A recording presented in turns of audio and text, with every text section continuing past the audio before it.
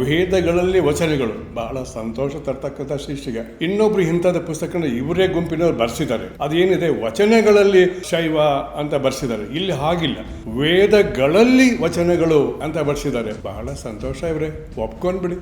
ಬಸವಣ್ಣ ಕೇವಲ ಒಂದು ಧರ್ಮ ಗ್ರಂಥಗಳನ್ನ ಕೋಟೇಶನ್ ಮಾಡಿ ಅಂತ ಹೇಳ್ತಿರಲ್ಲ, ನಿಮ್ಮ ಮೂರ್ಖತನ. ನೀವು ಹಿಂದೂ ಅಂತ ತಿಳ್ಕೊಂಡು ಆ ಅರ್ಥಕ್ಕೆ ಅಪಾರ್ಥ ಕಲ್ಪಿಸಿಕೊಂಡು ಅದನ್ನ ಸಂಕುಚಿತಗೊಳಿಸ್ಬಿಡಿ. ಅದ್ರ ಬಗ್ಗೆ ನಾನು ಇನ್ನೊಂದು ವಿಡಿಯೋ ಮಾಡಿ ಬಿಡ್ತೀನಿ, ಹಿಂದೂ ಧರ್ಮದ ಬಗ್ಗೆನೇ ಬಿಡ್ತೀನಿ. ಅವಹೇಳನಕಾರಕ ವಿಡಿಯೋ ಆಗಿರೋದಿಲ್ಲ, ಬಹು ವಿಶಾಲ ಅರ್ಥದ ವಿಡಿಯೋನ ಮಾಡಿಬಿಡ್ತೀನಿ. ಅವಹೇಳನಕಾರಕ ಭಾಷೆ ನಂದಲ್ಲ, ನಿಮ್ದು. ಸಿಖ್ ಧರ್ಮ, ಯಹೂದಿ ಧರ್ಮ, ಇವು ಅಲ್ಲಿ ಏಕದೇವತಾವಾದವಿಲ್ವೇ, ಏಕತ್ವವಾದ ಇಲ್ವೇ? ಅಲ್ಲಿ ಹೇಳೋದೇನು? ಏಕಂ ಸತ್ಯ ಅಷ್ಟೇ. ನೀವು ಬಹುಧಾವಿದಂತೆ ವಿಗ್ರಹ, ಅದಕ್ಕೆ ಅವಕಾಶನೇ ಇಲ್ಲ ಧರ್ಮಗಳಲ್ಲಿ. ಅಂದರೆ ಇದು ನಿಮ್ಮ ಸರ್ವಸ್ವನ. ಇದು is it your monopoly? Is it your contract? You answer the question to the public first. 66% ಈ ದೇಶದ ಜನಸಂಖ್ಯೆ ಇವತ್ತಿಂದ ಅಲ್ಲ, 2-3 ಸಾವಿರ ವರ್ಷದಿಂದ ಆ ಪ್ರಮಾಣ ಹಾಗೆ ಉಳಿದಿದೆ. ಅದರಲ್ಲಿ 66% ಜನರನ್ನು ಹೊರಗಿಟ್ಟು ಶೂದ್ರ ಅಂತ ಕೊಟ್ಟು ಅವರ ಅಧಿಕಾರವನ್ನು ಕಿತ್ಕೊಂಡು ಅವರಿಗೆ ಶಿಕ್ಷಣ ವಂಚಿತರಾಗಿ ಮಾಡಿ ಅವರ ಶೋಷಣೆ ಮಾಡುವವರು ಏನು ಹೇಳ್ತಾರೆ? ಸರ್ವೇ ಜನ ಸುಖೀನೋ ಭವಂತು. ಹಾಗಿದ್ರೆ 66% ಸುಖಿನ ಬಂತು ಸಾಧ್ಯನಾ? ಹೇಳಿ ನಿಮ್ಮ ವೇದದಲ್ಲಿ. ಅಷ್ಟಲ್ಲದೆ ನೀವು ಹೇಳ್ತೀರಿ ಇವಾಗ ಏನು ಕಾಸ್ಟಿಸಮ್ ಬಗ್ಗೆ, ಜಾತಿ ಪದವಿ ನೀವು ಕೆಟ್ಟದ ಬೈತಾ ಇದ್ದೀರಲ್ಲ. ಈಗ ಇದಕ್ಕೆ ಮೂಲ ಆಧಾರ ಎಲ್ಲಿದ್ರಿ? ನೀವು ಕಾಯಿಕ ತತ್ವನೇ ಅರ್ಥ ಮಾಡ್ಕೊಂಡಿಲ್ಲ, ಮಾತಾಡ್ತಾ ಇದ್ದೀರಿ, ನಾಚಿಕೆ ಗಡಿ ಬಂದು. ಇದು ನೀವು ಹೇಳಿದ ಪ್ರತಿಯೊಂದಕ್ಕೆ ಮರ್ಮಾಘಾತದ ಉತ್ತರ ನಾನು ನಿಮ್ಗೆ ಕೊಡ್ತಾ ಇದ್ದೀನಿ. ನಿಮ್ಮ ಮರ್ಮಾಘಾತಕ್ಕೆ ಉತ್ತರ ಕೊಡ್ತಾ ಇದ್ದೀನಿ, ನೆನ್ಪು ಮಾಡ್ಕೊಳ್ಳಿ ಇದನ್ನು. ಸ್ಥಾವರ ಜಂಗಮ, ಎಷ್ಟು ಚೆನ್ನಾಗಿ ಹೇಳ್ತಾ ಇದ್ದೀರಿ, ಎಷ್ಟು ಮೂರ್ಖರನ್ನ ಮಾಡ್ತಾ ಇದ್ದೀರಿ ಮಂದಿಗೆ. ನಿಮ್ಮ ರೀತಿಯಲ್ಲಿ ಉದ್ದಟತನದ ಭಾಷೆ ನಾನು ಬಳಸೋದಿಲ್ಲ, ವಾಸ್ತು ಸಂಗತಿಯನ್ನು ಮಾತ್ರ ನಿಮಗೆ ಇಡ್ತೇನೆ. ಇನ್ನೂ ಸ್ವಲ್ಪ ಓದಿಕೊಳ್ಳಿ.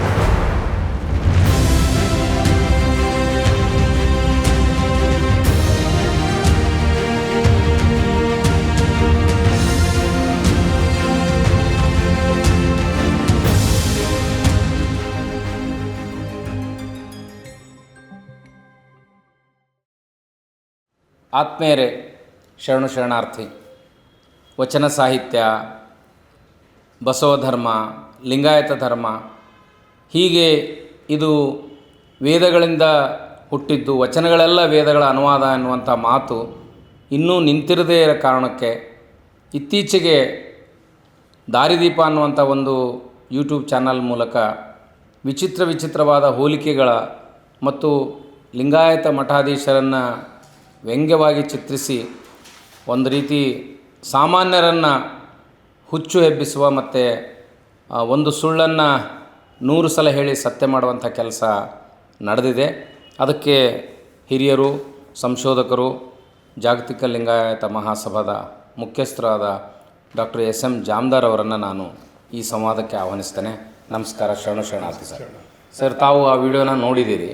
ಒಂದೇ ನೋಡಿದ್ದೀನಿ, ಮೊದಲೇ ಎರಡನೇ ಇದು. ಹ್ಞೂ ಸರ್, ನೋಡಿ. ಬಟ್ ಏನೇ ಅದರ ಆಶಯ ಏನಂದರೆ, ವಚನಗಳೇ ಯಾವುವು ಮೂಲ ಸ್ವರೂಪದ್ದಲ್ಲ. ವಚನಗಳು ನೇರವಾಗಿ ವೇದಗಳ ಅನುವಾದ. ಪ್ರತಿಯೊಂದು ವಚನಗಳಲ್ಲಿ ಅವರು ಉದಾಹರಿಸ್ತಾರೆ. ಬಸವಣ್ಣನವರ ವಚನ, ಕಾಯಕವೇ ಕೈಲಾಸ ಅನ್ನೋದು, ಮತ್ತು ಅಲ್ಲಮಪ್ರಭುವಿನ ವಚನ, ಅಕ್ಕ ಮಹಾದೇವಿ, ಚನ್ನಬಸವಣ್ಣ, ಪ್ರತಿಯೊಬ್ಬರು ಹೊಸದು ಏನನ್ನೂ ಹೇಳಿಲ್ಲ ಅಂತ ಹೇಳ್ತಾರೆ ಸರ್.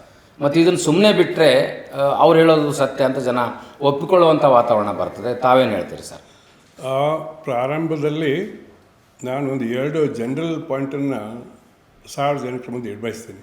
ಮೊದಲೇದೇನು ಅಂದರೆ, ಅವ್ರಿಗೆ ನಾನು ಥ್ಯಾಂಕ್ಸ್ ಹೇಳ್ತೀನಿ.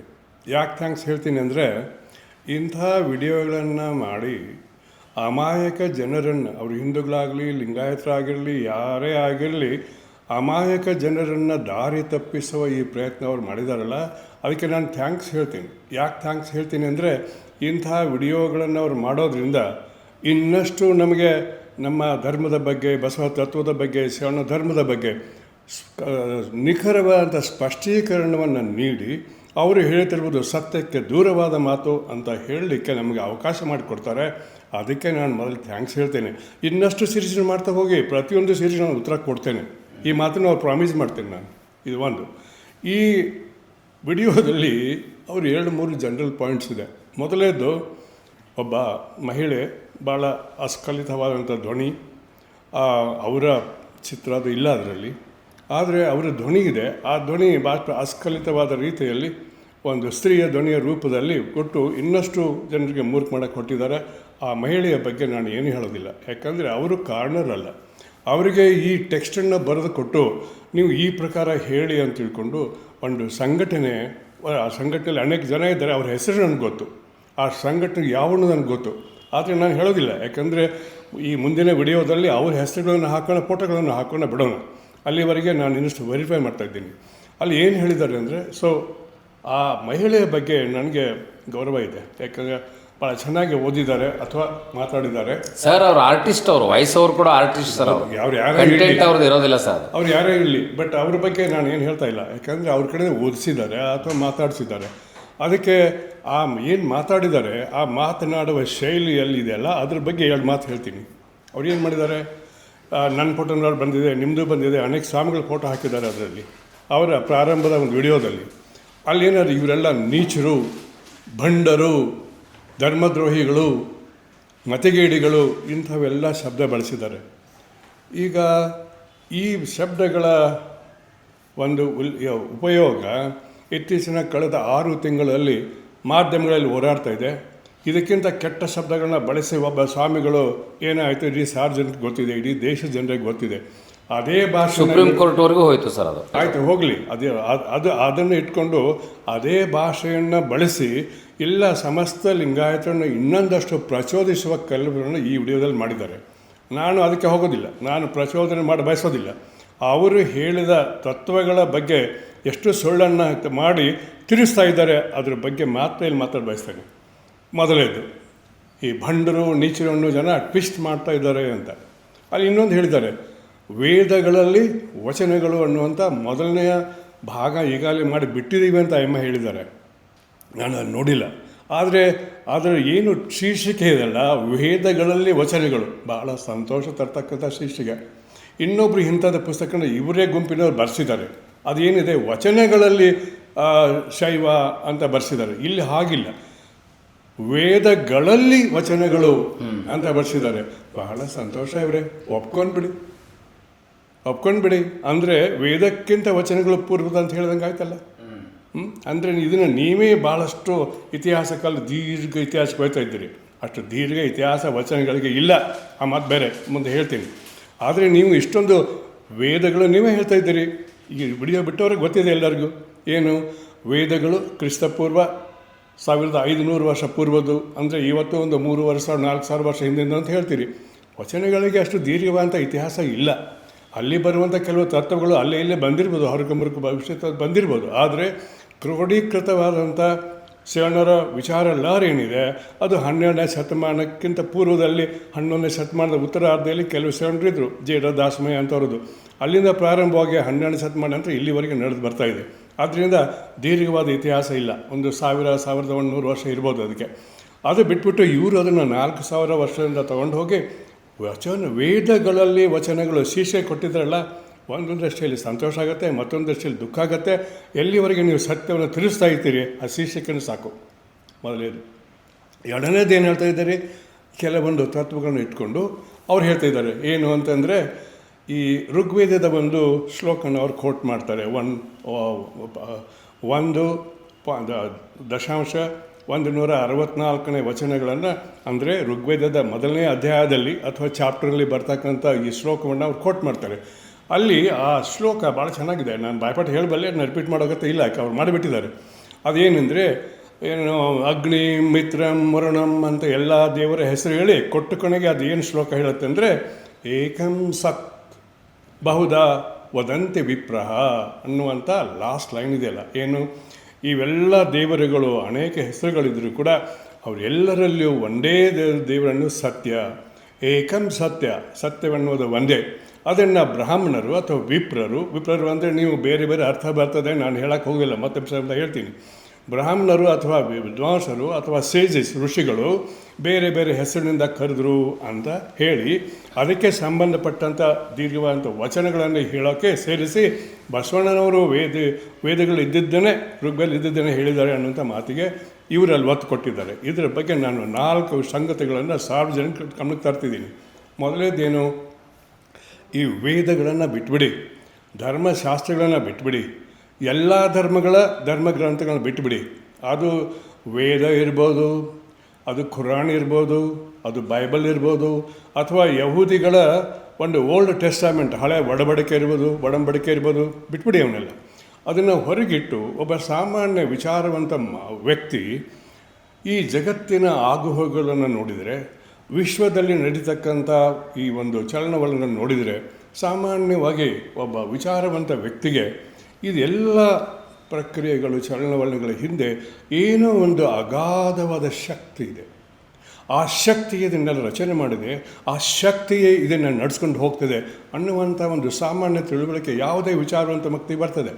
ಆ ಶಕ್ತಿ ಅಂದರೆ ದೇವರು ಅಂತ ಪರಿಕಲ್ಪನೆಯನ್ನು ಬರ್ತಾರೆ ಆ ವ್ಯಕ್ತಿ, ಯಾರೇ ಇರಲಿ, ಅವರಷ್ಟೇ ವೇದಗಳೇ ಅಷ್ಟೇ ಇರಲಿಕ್ಕಿಲ್ಲ, ನೀವು ಬೇರೆ ಧರ್ಮ ಗ್ರಂಥಗಳಲ್ಲೂ ಈ ಒಂದು ವಿಚಾರ ಬರ್ತದೆ. ಒಂದು ಸೂಪರ್ ನ್ಯಾಚುರಲ್ ಪವರನ್ನು ಎಲ್ಲರೂ ನಂಬ್ತಾರೆ ಸರ್. ಎಲ್ಲರೂ ನಂಬ್ತಾರೆ.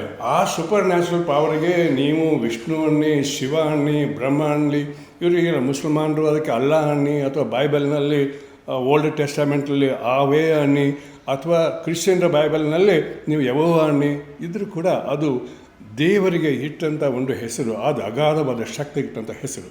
ಹಾಗೆ ಬಸವಣ್ಣನವರು ಕೂಡ ಒಬ್ಬ ಪ್ರಖರ ಸ್ವತಂತ್ರ ವಿಚಾರವಾದಿ. ಆದ್ದರಿಂದ ಅವರಿಗೆ ಈ ವಿಚಾರ ಬಂದಿತ್ತು, ಒಂದು ಶಕ್ತಿ ಇದೆ, ಆ ಶಕ್ತಿನೇ ಜಗತ್ತನ್ನು ನಿರ್ಮಾಣ ಮಾಡಿದೆ, ಆ ಶಕ್ತಿ ಈ ಜಗತ್ತನ್ನು ವಿಶ್ವವನ್ನು ನಡೆಸ್ಕೊಂಡು ಹೋಗುತ್ತೆ, ಆ ಶಕ್ತಿಗೆ ನಾನು ಒಂದು ಹೆಸರಿಡ್ತೇನೆ, ಆ ಹೆಸರೇ ಶಿವ ಅನ್ನುವಂಥದ್ದು. ಈ ಬೇರೆ ಹೆಸರನ್ನು ಕರೀರಿ, ನೀವು ಕರ್ಕೊಳ್ಳಿ. ಶರಣರು ಬೇರೆ ಬೇರೆ ಹೆಸರನ್ನು ಕರೆದ್ರು, ಓಕೆ. ಆದರೆ ಇಂಥದ್ದು ಕರಿಬೇಕಂತ ಬಸವಣ್ಣ ಯಾವ ಕಟ್ಟುಕಟ್ಟಲ್ಲಿ ಹಾಕಲಿಲ್ಲ. ಆದರೆ ಒಬ್ಬನೇ ದೇವರು, ಕರೀರಂತೆ, ಅದ್ರ ಬಗ್ಗೆ ಮುಂದೆ ಬರ್ತೀನಿ. ಹೀಗೆ ಹೇಳಿದಾಗ ಬಸವಣ್ಣನವರು ಈ ತತ್ವವನ್ನು ಸ್ವತಂತ್ರವಾಗಿ ವಿಚಾರ ಮಾಡಲಿಲ್ಲ, ಅವರು ವೇದಗಳಿಂದ ತಗೊಂಡ್ರು ಅಂತ ಹೇಳಿ ಆ ವೇದಗಳ ವಚನ ಬಂದಿದೆ ಅಂತ ನೀವು ಸಾಕು ಹೊರಟಿದ್ದೀರಿ. ನೆನಪಿಟ್ಕೊಳ್ಳಿ, ಒಂದು ಪಾಶ್ಚಿಮಾತ್ಯ ಇತಿಹಾಸದಲ್ಲಿ ಫ್ರಾನ್ಸಿಸ್ ಬೇಕನ್ ಅಂತ ಒಬ್ಬ ವಿಜ್ಞಾನಿ ಬರ್ತಾನೆ. Roger Bacon and Francis Bacon ಅಂತ ಇಬ್ಬರು ಬೇಕನ್ಗಳಿದ್ದಾರೆ. ಆ ಫ್ರಾನ್ಸಿಸ್ ಬೇಕನ್ ಏನು ಹೇಳ್ತಾನೆ ಗೊತ್ತಾ, ಈಗ ಕುದುರೆಗೆ ಎಷ್ಟು ಹಲ್ಲುಗಳಿದ್ದು ಅನ್ನೋ ಬಗ್ಗೆ ಚರ್ಚೆ ಚಾಲೂ ಆಗುತ್ತೆ. ಆ ಚರ್ಚೆಗೆ ಉತ್ತರವನ್ನು ಕಂಡು ಹಿಡಿದಾಗೆ ವಿದ್ವಾಂಸರು ಇವೆಲ್ಲ ಧರ್ಮಗುರುಗಳು ಕೂಡ್ತಾರೆ. ಕೂಡಿಬಿಟ್ಟು ಈ ಗ್ರಂಥದಲ್ಲಿ ಹಂಗೆ ಹೇಳಿದೆ, ಆ ಗ್ರಂಥದಲ್ಲಿ ಹೀಗೆ ಹೇಳಿದೆ, ಈ ಧರ್ಮಗ್ರಂಥ ಹೇಳುತ್ತೆ, ಆ ಧರ್ಮಗ್ರಂಥ ಬಗ್ಗೆ ಚರ್ಚೆ ನಡೀತಾ ಇದೆ.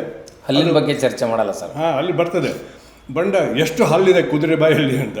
ಅದು ಫ್ರಾನ್ಸಿಸ್ ಬೇಕನ್ ಹತ್ರ ಬರ್ತಿದೆ. ಅವನು ಹೇಳ್ತಾನೆ, ನೀವು ಎಂಥ ಮೂರ್ಖರಿರ್ಬೋದು, ಈ ಕುದುರೆಯ ಬಾಯಲ್ಲಿ ಎಷ್ಟು ಹಲ್ಲಿದೆ ಅಂತ ನೋಡ್ಬೇಕಾದ್ರೆ ಕುದುರೆಗೆ ಹೋಗಿ ಬಾಯಿ ತೆಗೆದು ಗಣಿಕೆ ಬಿಡಿ ಅಂತ. ಅದಕ್ಕೆ ಇಂಗ್ಲೀಷ್ ಭಾಷೆಯಲ್ಲಿ ಒಂದು ಪ್ರಾವರ್ಬ್ ಇದೆ, go to the horse's mouth ಅಂತ. Go to the horse's mouth ಅಂದರೆ ಈ ವೇದ, ಶಾಸ್ತ್ರ, ಪುರಾಣ, ಧರ್ಮ ಗ್ರಂಥಗಳನ್ನು ಬಿಟ್ಬಿಡಿ, ನೀವು ನೇರ ಕುದುರೆ ಮುಖ ನೋಡಿ ಅಂತ ನೇರವಾಗಿ ಅಲ್ಲಿ ಹೋಗಿ ನೋಡಿ. ಅದು ವಿಜ್ಞಾನ. ಯಾವುದೋ ಒಂದು ಗ್ರಂಥದಲ್ಲಿ ಹೇಳಿದೆ ಅಂದ ತಕ್ಷಣ ಅದು ಸತ್ಯ ಅಂತ ತಿಳ್ಕೊಂಡು ವಿಚಾರ ಮಾಡೋದು ಸ್ವತಂತ್ರ ವಿಚಾರವಾದಿಯ ಲಕ್ಷಣ ಅಲ್ಲ. ಆದ್ದರಿಂದ ಫ್ರಾನ್ಸಿಸ್ ಬೇಕನ್ ಹೇಳಿದ್ದು ವೈಜ್ಞಾನಿಕವಾಗಿ ವಿಚಾರ ಮಾಡಿ, ಅಬ್ಜೆಕ್ಟಿವ್ ಆಗಿ ವಿಚಾರ ಮಾಡಿ, ಆದರೆ ನಿಮಗೆ ಗೊತ್ತಾಗುತ್ತೆ ದೇವರು ಏನು ಅಂತ. ಈ ಧರ್ಮ ಗ್ರಂಥಗಳಲ್ಲಿ ನೋಡೋದು ಬೇರೆ, ಆಮೇಲೆ ನೋಡ್ಕೊಳ್ಳಿ, ಇದು ಸ್ವಂತ ವಿಚಾರ ಮಾಡಿ ಅಂತ. ಅವಾಗ ಏನು ಹೇಳ್ತಾರೆ ಗೊತ್ತಾ, ಇದನ್ನೇ ಅರ್ಥ ಮಾಡಿಕೊಂಡು ವಿದ್ವಾಂಸರು, ಪಾಶ್ಚಿಮಾತ್ಯ ವಿದ್ವಾಂಸರಲ್ಲಿ ಒಂದು 4 ಹೆಸರು ಹೇಳ್ತೇನೆ. ಇದು ಜಗತ್ ಪ್ರಸಿದ್ಧ ವಿದ್ವಾಂಸರು. ಆರ್ಥರ್ ಮೈಲ್ಸ್ ಅಂತ ಒಬ್ಬರು 1931ರಲ್ಲಿ ಲ್ಯಾಂಡ್ ಆಫ್ ದ ಲಿಂಗಮ್ ಅಂತ ಒಂದು ಬುಕ್ ಬರ್ತಾರೆ, ಬಹಳ ಪ್ರಸಿದ್ಧ ಬುಕ್ ಅದು. ಆ ಬುಕ್ಕಿನಲ್ಲಿ ಏನು ಹೇಳ್ತಾರೆ ಮಾತನ್ನು ಇಲ್ಲಿ ನೆನ್ಪು ಮಾಡ್ಕೊಡ್ತೀನಿ, ಇವರೆಲ್ಲ ವಿಡಿಯೋ ಬಿಟ್ಟವ್ರಿಗೆ. ಏನು, Basava is a first free thinker of India. ಏನು ಈ ಯುರೋಪಿನ ವಿದ್ವಾಂಸ ಹೇಳುವ ಭಾಷೆ ಇದು. ಬಸವ ಅವರು ಭಾರತದ ಪ್ರಥಮ ಸ್ವತಂತ್ರ ವಿಚಾರವಾದಿ ಚಿಂತಕ ಅನ್ನೋ ಮಾತನ್ನು ಪಾಶ್ಚಿಮಾತ್ಯರು ಹೇಳ್ತಾರೆ. ಅದನ್ನೇ ಮ್ಯಾಕ್ಸ್ ವೆಬರ್ ಅನ್ನೋರು ಇನ್ನೊಬ್ಬರು, ಅವರು 1930 ಸುಮಾರಿಗೇ ಅವರು ಜರ್ಮನ್ ದೇಶದ ಒಬ್ಬ ಪ್ರಖ್ಯಾತ ಚಿಂತಕರು, ಸಮಾಜಶಾಸ್ತ್ರಜ್ಞರು, ಫಿಲಾಸಫರ್. ಹೌದು, ಈ ಮ್ಯಾನೇಜ್ಮೆಂಟ್ ಥಿಯರಿಗೆ ಗುರು ಅವರು ರಿಲಿಜನ್ಸ್ ಆಫ್ ಇಂಡಿಯಾ ಅಂತ ಒಂದು ಬುಕ್ ಇದೆ. ಅದರಲ್ಲಿ ಏನು ಹೇಳ್ತಾರೆ, ಬಸವಣ್ಣನವರ ಏನು ಒಂದು ವಿಚಾರವಾದಿಗಳಾದಂಥ ಹೊಸ ಹೊಸ ತತ್ವಗಳ ಬಗ್ಗೆ, ಅವ್ರ ಬಗ್ಗೆ ಬಹಳ ಇದೇ ರೀತಿ ಆರ್ಥರ್ ಮೈಲ್ಸ್ ಟೈಪು ಅವರು ವಿಚಾರಗಳನ್ನು ಮಂಡಿಸ್ತಾರೆ. ಅದೇ ಇನ್ನೂ ಮುಂದೆ ಹೋಗಿಬಿಟ್ರೆ ಈ 1840ರಲ್ಲಿ C.P. ಬ್ರೌನ್ ಅನ್ನುವಂಥ ಮನುಷ್ಯ ಈ ಲಿಂಗಾಯತರ creed, customs and literature of Jangamas ಅಂದರೆ ಲಿಂಗಾಯತರು ಅನ್ನುವಂಥ ಬುಕ್ನಲ್ಲಿ 1840ರಲ್ಲಿ 1840 ಎಷ್ಟು ವರ್ಷ ಆಯಿತು ನೋಡಿ, ಇಲ್ಲಿಗೆ 150-200 ವರ್ಷ ಆಯಿತು. ಆವಾಗ ಅವನು ಏನು ಹೇಳ್ತಾನೆ ಅಂತಂದರೆ, ಇಲ್ಲಿ ಬರ್ತಕ್ಕಂಥ ವಿಚಾರಗಳು ನಿಜವಾಗಲೂ ಪ್ರಚೋದಕವಾಗಿವೆ, ಇವು ಬಹಳಷ್ಟು ಆಧುನಿಕವಾಗಿವೆ ಅನ್ನೋಂಥ ಮಾತನ್ನು 1840ರಲ್ಲಿ ಹೇಳಿದ್ದಾನೆ. ಅಂಥ ಬಸವಣ್ಣನ ತಗೊಂಡು ಹೋಗಿ ವೇದಗಳಿಂದ ಬಸವಣ್ಣ ತಗೊಂಡು ಹೇಳ್ತೀರಲ್ಲ, ನಿಮ್ಮ ಬುದ್ಧಿಗೆ ಭ್ರಮಣೆ ಆಗಿದೆ, ವಿಚಾರ ಮಾಡ್ಕೊಳ್ಳಿ. ಈಗ ಬಂದಾಗ ನೀವೇನು ಹೇಳ್ತೀರಿ? ಏಕಂ ಸತ್. ಇದ್ರ ಬಗ್ಗೆ ಇನ್ನೆರಡು ಮಾತು ಹೇಳ್ತೀನಿ. ಈಗ ನೀವೇನು ಹೇಳಿದ್ರಿ ಅಂದರೆ, ಬಸವಣ್ಣ ಕೇವಲ ಒಂದು ಧರ್ಮ ಗ್ರಂಥಗಳನ್ನು ಕೋಟೇಶನ್ ಮಾಡಿ ಅಂತ ಹೇಳ್ತಿರಲ್ಲ, ನಿಮ್ಮ ಮೂರ್ಖತನ. ಅನುವಾದ ಅಂತ ಹೇಳ್ತಾರೆ ಸರ್. ಅದಿರಲಿ, ನಾನು ಹೇಳ್ತೀನಿ ಇಲ್ಲಿಗೆ. ಅಂದರೆ ಬಸವಣ್ಣ ಸ್ವತಂತ್ರ ವಿಚಾರವಾದಿ ಅನ್ನೋದು ಒಪ್ಕೊಳ್ಳೋ ತಯಾರಿಲ್ಲ ನೀವಂತ ಅರ್ಥ. ಒಂದು. ಎರಡನೇದು, ಆ ತತ್ವಕ್ಕೆ ಬರೋಣ. ಏಕಂ ಸತ್ ಬಹುಧಾ ವಿದಂತಿ ವಿಪ್ರಹ. ನೀವೇನು ಹೇಳಿದ್ರಿ? ಋಗ್ವೇದದಲ್ಲಿ ಬರ್ತಕ್ಕಂಥ ಶ್ಲೋಕ ಇದು. Very good. ಆ ಋಗ್ವೇದದಲ್ಲಿ ಎಷ್ಟು ದೇವತೆಗಳನ್ನು ಪೂಜೆ ಮಾಡು ಅಂತ ಹೇಳಿದೆ? 33 ದೇವತೆಗಳು. ಆ 33 ದೇವತೆಗಳಿಗೆ ಹೆಸರುಗಳಿದೆ. ಆ 33 ದೇವತೆಗಳನ್ನು ಮುಂದಿನ ಬ್ರಾಹ್ಮಣ ವಿದ್ವಾಂಸರು 33 ಕೋಟಿ ಅಂತ ಹೇಳಿದ್ರು. ಆ ನಂತರ ಬಂದವರು ಇಲ್ಲ 3 ಕೋಟಿ ಅಂತ ಹೇಳಿದ್ರಿ. ಮತ್ತವ್ರು ಬಂದವರು 3 ಲಕ್ಷ ಅಂದ್ರಿ, 3,000 ಅಂದ್ರಿ, ಕೊನೆ 300 ಅಂದ್ರಿ. ಇದನ್ನು ಯಾಜ್ಞವಲ್ಕ ಮತ್ತು ಶಾಕಲ್ಯನ ಒಂದು ವಾದ ವಿವಾದ ಪ್ರಶ್ನೋತ್ತರದಲ್ಲಿ ಬಂದಿದೆ. ಅವರು ಇಳಿಸ್ಕೊತ ಹೋಗ್ತಾರೆ, ಕೊನೆಗೆ 300ಕ್ಕೆ ಬರ್ತಾರೆ, ಕೊನೆಗೆ 3ಕ್ಕೆ ಬರ್ತಾರೆ, ಕೊನೆಗೆ 2ಕ್ಕೆ ಬರ್ತಾರೆ, 1.5ಗೆ ಬರ್ತಾರೆ, ಮುಂದೆ 1ಕ್ಕೆ ಬರ್ತಾರೆ. ಯಾರು? ಯಾಜ್ಞವಲ್ಕರು. ಓಕೆ, ಹೀಗೆ ಬಳಸ್ಕೊಂಡು ಬಂದುಬಿಟ್ಟು ನಿಮಗೆ ಮನಸ್ಸಿಗೆ ಬಂದಾಗ ಇಂಟ್ರೊಡ್ ಮಾಡ್ಕೊಂಡು ಹೋಗ್ತೀರಿ. 3 ಕೋಟಿ 33 ಇದೆ, 33 ಕೋಟಿ ಅಂದ್ರಿ, 33 ಲಕ್ಷ ಅಂದ್ರಿ, 3,000 ಅಂದ್ರಿ, 300 ಅಂದ್ರಿ, ಕೊನೆಗೆ ಒಬ್ಬನಿಗೆ ಬಂದ್ರಿ. ಆಯಿತು. ಹೀಗಿದ್ದಾಗ ನಿಮ್ಮ ಋಗ್ವೇದನ ತೆಗೆದುಕೊಳ್ಳಿ. ಅಲ್ಲಿ ಏನು ಬರ್ತದೆ? 33 ದೇವತೆಗಳಿಗೆ ಒಟ್ಟು ಸಂಬಂಧಪಟ್ಟಾಗೆ ಋಗ್ವೇದದಲ್ಲಿ 1028 ಪ್ರಾರ್ಥನೆಗಳಿವೆ. ಹಿಮ್ಸ್, ಇಂಗ್ಲೀಷಲ್ಲಿ ಹಿಮ್ಸ್ ಅಂತಾರೆ. 1028 ಪ್ರಾರ್ಥನೆಗಳಿದೆ. ಆ 1028 ಪ್ರಾರ್ಥನೆಗಳಲ್ಲಿ 3 ದೇವರಿಗೆ ವಿಶೇಷವಾದಂಥ ದೊಡ್ಡ ಸಂಖ್ಯೆಯಲ್ಲಿ ಪ್ರಾರ್ಥನೆಗಳಿವೆ. ಮೊದಲೇ ದೇವರು ಯಾರು? ಇಂದ್ರ. 1028 ಪ್ರಾರ್ಥನೆಗಳಲ್ಲಿ 250 ಪ್ರಾರ್ಥನೆಗಳು ಇಂದ್ರನಿಗೆ ಸಂಬಂಧಿಸಿದೆ. ಇಂದ್ರನನ್ನು ಪ್ರಾರ್ಥನೆ ಮಾಡೋದು. ಒಬ್ಬ ದೇವರ ದೇವ ಇಂದ್ರ, ಅವನ ಬಗ್ಗೆ ಪ್ರಾರ್ಥನೆಗಳಿದೆ 250. ಎರಡನೇ ದೇವರ ಅಗ್ನಿ. ಆ ಅಗ್ನಿ ದೇವರ ಬಗ್ಗೆ 200 ಶ್ಲೋಕಗಳಿವೆ, ಪ್ರಾರ್ಥನೆಗಳಿವೆ ಋಗ್ವೇದದಲ್ಲಿ. ಇನ್ನು ಮತ್ತೊಬ್ಬರು ದೇವರು ಬರ್ತಾರೆ, ಅವ್ರ ಬಗ್ಗೆ 143 ಶ್ಲೋಕಗಳಿವೆ. ಇವೆಲ್ಲ ಬಿಟ್ಟರೆ ಉಳಿದಂಥದ್ದು 250, 210, 450, ಇದೊಂದು 550, 600 ವಚನಗಳು 3 ದೇವರ ಬಗ್ಗೆ ಇದೆ. 3 ದೇವರು, ಒಬ್ಬರಲ್ಲ. ಮುಂದೆ ಉಳಿದಂಥ 33 ದೇವತೆಗಳ ಬಗ್ಗೆ 300 ಶ್ಲೋಕಗಳಿದೆ. ಈ ಶ್ಲೋಕಗಳನ್ನು ಎಲ್ಲಿ ಹೇಳಿದೆ? ಋಗ್ವೇದದಲ್ಲಿಯೇ ಹೇಳಿದೆ. ಹಾಗಿದ್ದರೆ ಋಗ್ವೇದದಲ್ಲಿ ನೀವು ಹೇಳುವ ಒಂದೇ ಒಂದು ವಾಕ್ಯವನ್ನು ತಗೊಂಡು ನೀವು ಅದನ್ನು ಎಲ್ಲಿಗೆ ಒಯ್ತಾ ಇದ್ದೀರಿ ಅಂದರೆ, ಋಗ್ವೇದದಲ್ಲಿ ಹೇಳುವ 33 ದೇವತೆಗಳಿಗೆ ನೀವು ಅಪಮಾನ ಮಾಡ್ತಾ ಇದ್ದೀರಿ. ಯಾವ ದೇವತೆಗಳು? ಇಂದ್ರ, ವರುಣ, ಅಗ್ನಿ, ವಾಯು, ಜಲ, ಹೀಗೆ ದೇವತೆಗಳ ಹೆಸರು ಬರ್ತವೆ. ಆ ದೇವತೆಗಳು ಇವತ್ತು ಏನು ಮೂಲಭೂತ ಏನು ಹೇಳ್ತಾರಲ್ಲ, ಎಲಿಮೆಂಟ್ಸ್ ಅಂತ ಹೇಳ್ತಾರೆ, ಅಲ್ಲೆಲ್ಲಿ ಉಪಯೋಗ ಮಾಡ್ಕೊಳ್ತೀರಿ. ಆದರೆ ನೀವು ಅವ್ರನ್ನ ಮೊದಲನೇ ಹಾಗೆ ಪೂಜೆ ಮಾಡ್ತಿಲ್ಲ. ಈಗಿನ ನೀವು ಪೂಜೆ ಮಾಡುವ ದೇವರುಗಳೇ ಬೇರೆ. ಋಗ್ವೇದದಲ್ಲಿ ಬರುವ ದೇವರುಗಳ ಸೆಟ್ಟನ್ನೇ ಇವತ್ತು ಅಲ್ಲಿ ಹೆಸರಿಡ್ತಾರೆ. ಬಟ್ ಅಷ್ಟೊಂದು ಮಹತ್ವ ಈಗ ಇಲ್ಲ. ಈಗ ಬರ್ತಕ್ಕಂಥ ದೇವರುಗಳೇ ಬೇರೆ. ಎಲ್ಲಿಂದ ಬಂದು ಆಮೇಲೆ ಪ್ರಶ್ನೆ ಕೇಳ್ತೀನಿ, ಬೇಕಾಗಿಲ್ಲ. ನಾನು ಹೇಳಿದ್ದೇನೆಂದರೆ, ನೀವು ಋಗ್ವೇದ ಕೋಟ್ ಮಾಡಿದ್ರೆ ಆ ಋಗ್ವೇದದಲ್ಲಿ ದೇವತ್ವದ ಅಂಶಗಳನ್ನು ನೀವು ಒಪ್ಕೊಳ್ಳೇಬೇಕು. ಒಪ್ಕೊಳ್ಳಿಲ್ಲ ಅಂದರೆ ಸುಳ್ಳು ಹಿಡಿದ್ಬಿಟ್ಟು ಅಮಾಯಕರನ್ನು ದಾರಿ ತಪ್ಪಿಸ್ತೀರಿ ಅಂತ ಅರ್ಥ. ಎರಡನೇದು ಬರ್ತೀನಿ. ಬಹಳಷ್ಟು ಅಶಕ್ತವಾಗಿ ಹೋದಂಥ ವೈದಿಕ ಧರ್ಮ. ನೀವು ಹಿಂದೂ ಅಂತ ತಿಳ್ಕೊಂಡು ಹಿಂದೂಗಳನ್ನು ಮಿಸ್ಲೀಡ್ ಮಾಡೋಕ್ಕೆ ಹೋಗ್ಬಿಡಿ. ನಿಮ್ಮ ವೇದಗಳು 4, ನಿಮ್ಮ ಧರ್ಮಶಾಸ್ತ್ರಗಳು 14 + 4 18, ನಿಮ್ಮ ಪುರಾಣಗಳು ವ್ಯಾಸ ಪುರಾಣಗಳು ಅಷ್ಟೇ ಅಂದರೆ 18, ನಿಮ್ಮ ಉಪನಿಷತ್ತುಗಳು 114 ಇಲ್ಲಿವರೆಗೆ ಸಿಕ್ಕಿದೆ. ಉಪನಿಷತ್ತು ಕೂಡ ಸಿಕ್ಕಿದೆ. ಅವನ್ನೆಲ್ಲ ಬಿಟ್ಬಿಡಿ. 114 ಗೊತ್ತಿದ್ದು 13 ಮುಖ್ಯ, ಅದರಲ್ಲಿ ನಾವು ಓದಿದ್ದೀನಿ ಅವನು. ಇದರಲ್ಲಿ ಇವೆಲ್ಲ ಸೇರಿಕೊಂಡು ನೀವೇನು ಹೇಳ್ತೀರಿ? ನೀವೆಲ್ಲ ಮಾತಾಡ್ತಾರೆ. ಇವು 3 ಗ್ರಂಥಗಳನ್ನ ಬಿಟ್ಟು ಬೇರೆ ಗ್ರಂಥಗಳನ್ನ ಹೇಳ್ತಾ ಇಲ್ಲ, ಆಯ್ತಲ್ಲ. ಇದು ವೈದಿಕ ಧರ್ಮ ಗ್ರಂಥಗಳು.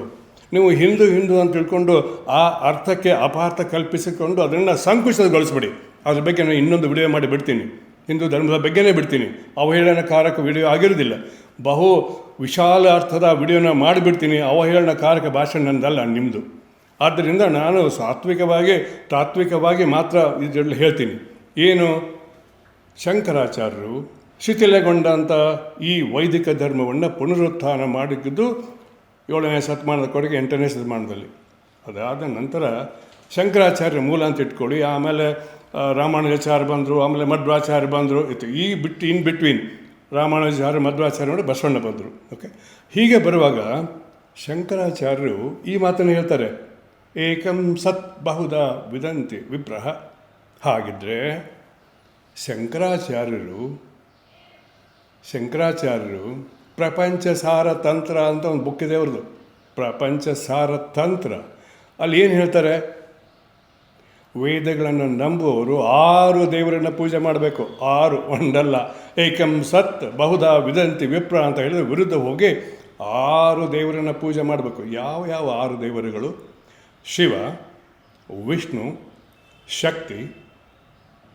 ಶಕ್ತಿ, ಆಮೇಲೆ ಕುಮಾರ ಅಂದರೆ ಸ್ಕಂದ, ಆಮೇಲೆ ಇನ್ನಿಬ್ಬರು ದೇವತೆಗಳು, ಅದರಲ್ಲಿ ಗಣೇಶ, ಸ್ಕಂದ, ಗಣೇಶ, ಕುಮಾರ, ಈ 3. ಈ 6 ದೇವತೆಗಳನ್ನ ಪೂಜೆ ಮಾಡಿ ಅಂತ ಹೇಳಿದ್ದು, ಪ್ರಾರ್ಥಿಸಿ ಅಂತ ಹೇಳಿದ್ದು. ಒಂದು ದೇವರನ್ನಲ್ಲ, 6 ದೇವರುಗಳನ್ನು. ಅದಕ್ಕೇನಂತೀರಿ? ಷಡ್ ಮತವಾದ ಅಂತ. ಅಂದರೆ ಅವರೇ ಬರೀತಾರೆ ಷಡ್ ತತ್ವವಾದ ಅಂತ. ಬಸ್ ಯಾರು? ಶಂಕರಾಚಾರ್ಯ. ಹಾಗಿದ್ದರೆ ಶಂಕರಾಚಾರ್ಯರು ರಿವೈವಲ್ ಕಾಲದಲ್ಲಿ ಹೇಳಿದ್ದು 6 ದೇವರುಗಳನ್ನು, ಋಗ್ವೇದ ಹೇಳಿದ 33 ದೇವತೆಗಳನ್ನು, ಆಮೇಲೆ ನೀವು ಸೃಷ್ಟಿ ಮಾಡಿದ್ದು 30 ಕೋಟಿ, 3 ಕೋಟಿ, 600 ಕೋಟಿ ಮಾಡ್ಕೊಳ್ಳಿ, ವಿಷಯ ಬೇರೆ. ಅಂದರೆ ನೀವು ಒನ್ ಡೇ ಸೆಂಟೆನ್ಸನ್ನು ಏಕಂ ಸತ್ಯ ಅಂತ ಹಿಡ್ಕೊಂಡು ನೀವು ಮಾತಾಡ್ತಿರೋದು ನಿಮ್ಗೆ ಕೊಟ್ಟಂಥ ಉದಾಹರಣೆಗೆ ಅದು ವಿರುದ್ಧವಾಗಿದೆ, ನೆನ್ಪಿಟ್ಕೊಳ್ಳಿ. ಇನ್ನು 2ನೇದಕ್ಕೆ ಬರ್ತೀನಿ. ಈ ಏಕದೇವನೇ ಸೃಷ್ಟಿಕರ್ತ, ಸೃಷ್ಟಿಯ ನಿರ್ವಾಹಕ, ಸೃಷ್ಟಿಯ ದಂಶಕ ಅಂತ ನೀವು ಹೇಳೋದಾಗಿತ್ತು ಅಂದರೆ ಅದು ಕೇವಲ ವೈದಿಕ ಧರ್ಮದ ಒಂದು ಸಂಪತ್ತೇ? ನೆನ್ಪಿಟ್ಕೊಳ್ಳಿ, ಜಗತ್ತಿನಲ್ಲಿ 4,000ದಿಂದ 10,000 ಧರ್ಮಗಳಿವೆ. ಈ 4,000 ಧರ್ಮಗಳಲ್ಲಿ ಸಾಮಾನ್ಯವಾಗಿ ಒಂದು 6-7 ಧರ್ಮಗಳು ಭಾಳ ಮುಖ್ಯ ಜಗತ್ತಿನಲ್ಲಿ. ಇದರ ಬಗ್ಗೆ ಅಂಕಿ ಸಂಖ್ಯೆಗಳು ನೋಡೋಣ. ಜಗತ್ತಿನ ಜನಸಂಖ್ಯೆ ಇವತ್ತು ಒಂದು 750 ಕೋಟಿ, ಸುಮಾರು 800 ಕೋಟಿಗೆ ಬರ್ತಾಯಿದೆ. ಇದರಲ್ಲಿ 240 ಕೋಟಿ ಜನರು ಆಚರಿಸುವ ಧರ್ಮ ಕ್ರಿಶ್ಚಿಯನ್ ಧರ್ಮ. ಅದನ್ನು ಬಿಟ್ಟರೆ 200 ಕೋಟಿ ಜನರು ಅನುಸರಿಸುವ ಧರ್ಮ ಇಸ್ಲಾಂ ಧರ್ಮ. ನೀವು ಅವರಿಬ್ಬರನ್ನು ಹೇಟ್ ಮಾಡ್ತೀರಿ, ನಿಮಗೆ ಬಿಟ್ಕೊಟ್ಟು ಮಾತು. 3ನೇ ಧರ್ಮ ನಿಮ್ಮ ವೈದಿಕ ಧರ್ಮ, ನೀವು ಹಿಂದೂ ಧರ್ಮ ಅಂತ ಕರಿತೀವಿ, ಅದ್ರ ಬಗ್ಗೆ ಹೇಳ್ತೀನಿ ಬೇರೆ. ಅಲ್ಲಿ 120 ಜನ ಇದ್ದಾರೆ, 120 ಕೋಟಿ. 140 ಕೋಟಿಯಲ್ಲಿ ಹಿಂದೂಗಳು ಅಲ್ಲದೇ ಇದ್ದವರು ಬೇರೆ ಇದ್ದಾರೆ. ಅವ್ರು ಬಿಟ್ಟರೆ 120 ಕೋಟಿಗೆ ಸ್ವಲ್ಪ ಕಡಿಮೆ ಆಗುತ್ತೆ. ಇದು 120 ಕೋಟಿ. ಬೌದ್ಧ ಧರ್ಮ ಅನ್ಸೋರು 50 ಕೋಟಿ. ಇದನ್ನು ಬಿಟ್ಟುಬಿಟ್ರೆ ಯಹೂದಿ ಮತ್ತೊಂದು ಭಾಳ ಹಳೆಯ ಧರ್ಮ, ಆ ಧರ್ಮದ ಕೇವಲ 1.5 ಕೋಟಿ ಇದ್ದಾರೆ. ಸಿಖ್ ಧರ್ಮ ಅದು 1 ಕೋಟಿಗಿಂತ ಕಡಿಮೆ ಇದ್ದಾವೆ. ಸುಮಾರು 1 ಕೋಟಿಗೆ ಸುಮಾರು ಆಗ್ತಾರೆ. ಜಗತ್ತಿನ 2 ಕೋಟಿನೂ ಆಗ್ಬೋದು, ಇಷ್ಟಿದ್ದಾರೆ. ಹೀಗೆ ಬಂದಾಗ ಈ ಎಲ್ಲ ಧರ್ಮಗಳಲ್ಲಿ ಎಷ್ಟು ದೇವರನ್ನು ಪ್ರಾರ್ಥಿಸ್ತಾರೆ? ನಾನು ಹೇಳ್ತೇವೆ ಕ್ರಿಶ್ಚಿಯನ್ರು ಅವರ ಧರ್ಮಗ್ರಂಥ ಬೈಬಲ್, ಯಹೂದಿಗಳ ಧರ್ಮಗ್ರಂಥ ಹಳೆ ಬೈಬಲ್, ಓಲ್ಡ್ ಟೆಸ್ಟಮೆಂಟ್.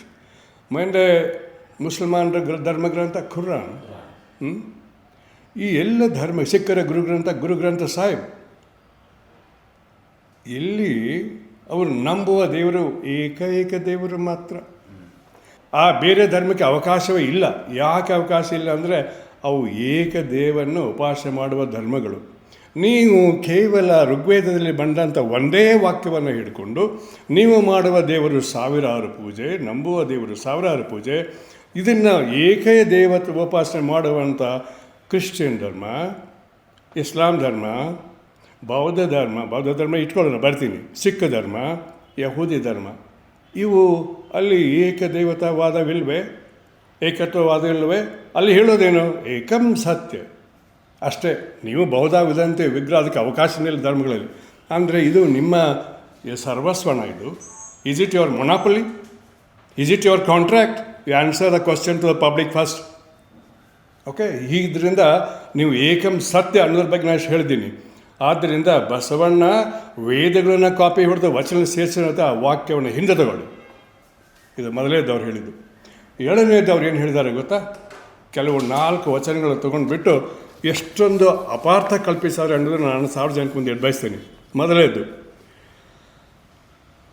ಕರ್ಮಣ್ಣೇ ವಾಧಿಕಾರಸ್ತು ಮಾಂ ಫಲೇಶು ಕದಾಚನ್.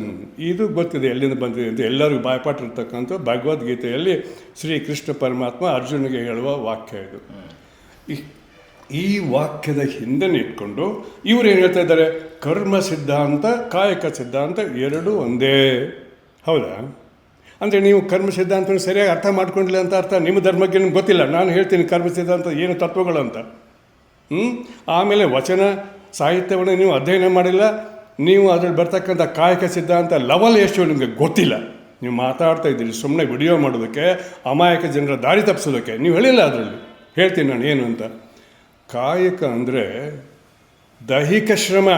ನೆನ್ಪಿಟ್ಕೊಳ್ಳಿ, ಈ ದೈಹಿಕ ಶ್ರಮ ಅದಕ್ಕೆ ಬಸವಣ್ಣ ಯಾಕೆ ಒತ್ತು ಕೊಟ್ಟರು ಅನ್ನೋದು ಮೊದಲು ಹೇಳಿಬಿಟ್ಟು ನಿಮಗೆ ಬರ್ತೀನಿ. ಏನು ಮೊದಲು ಬಸವಣ್ಣ ಹೇಳಿದರು?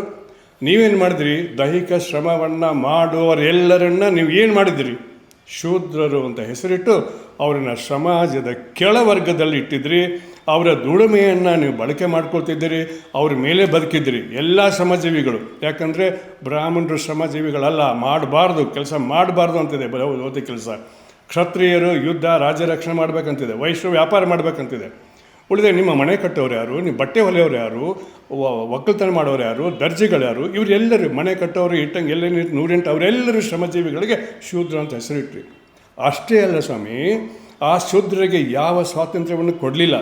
ಎಲ್ಲಿವರೆಗೆ ಹೋದಂದರೆ ಶೂದ್ರರಿಗೆ ಆಸ್ತಿ ಅಂತಸ್ತು ಮಾಡಿಕೊಳ್ಳುವ ಅಧಿಕಾರ ಇಲ್ಲ. ಇಲ್ಲಿವರೆಗೆ ಹೋದ್ರಿ, ಅವ್ರಿಗೆ ಯಾವ ಸ್ವಾತಂತ್ರ್ಯ ಕೊಡಲಿಲ್ಲ. ಶೂದ್ರರಿಗೆ ಧರ್ಮ ಬೋಧನೆ ಮಾಡಿಕೊಡೋದು, ಶೂದ್ರರಿಗೆ ಶಿಕ್ಷಣ ಕೊಡ್ಕೊಡೋದು ಅಂತ ಹೇಳಿ ಅವ್ರನ್ನ ನೀವು ಈ ವಿದ್ಯೆಯಿಂದ ಶಿಕ್ಷಣದಿಂದ ದೂರ ಇಟ್ರಿ. ಎಷ್ಟು ಸಾವಿರ ವರ್ಷ ದೂರ ಇಟ್ರಿ?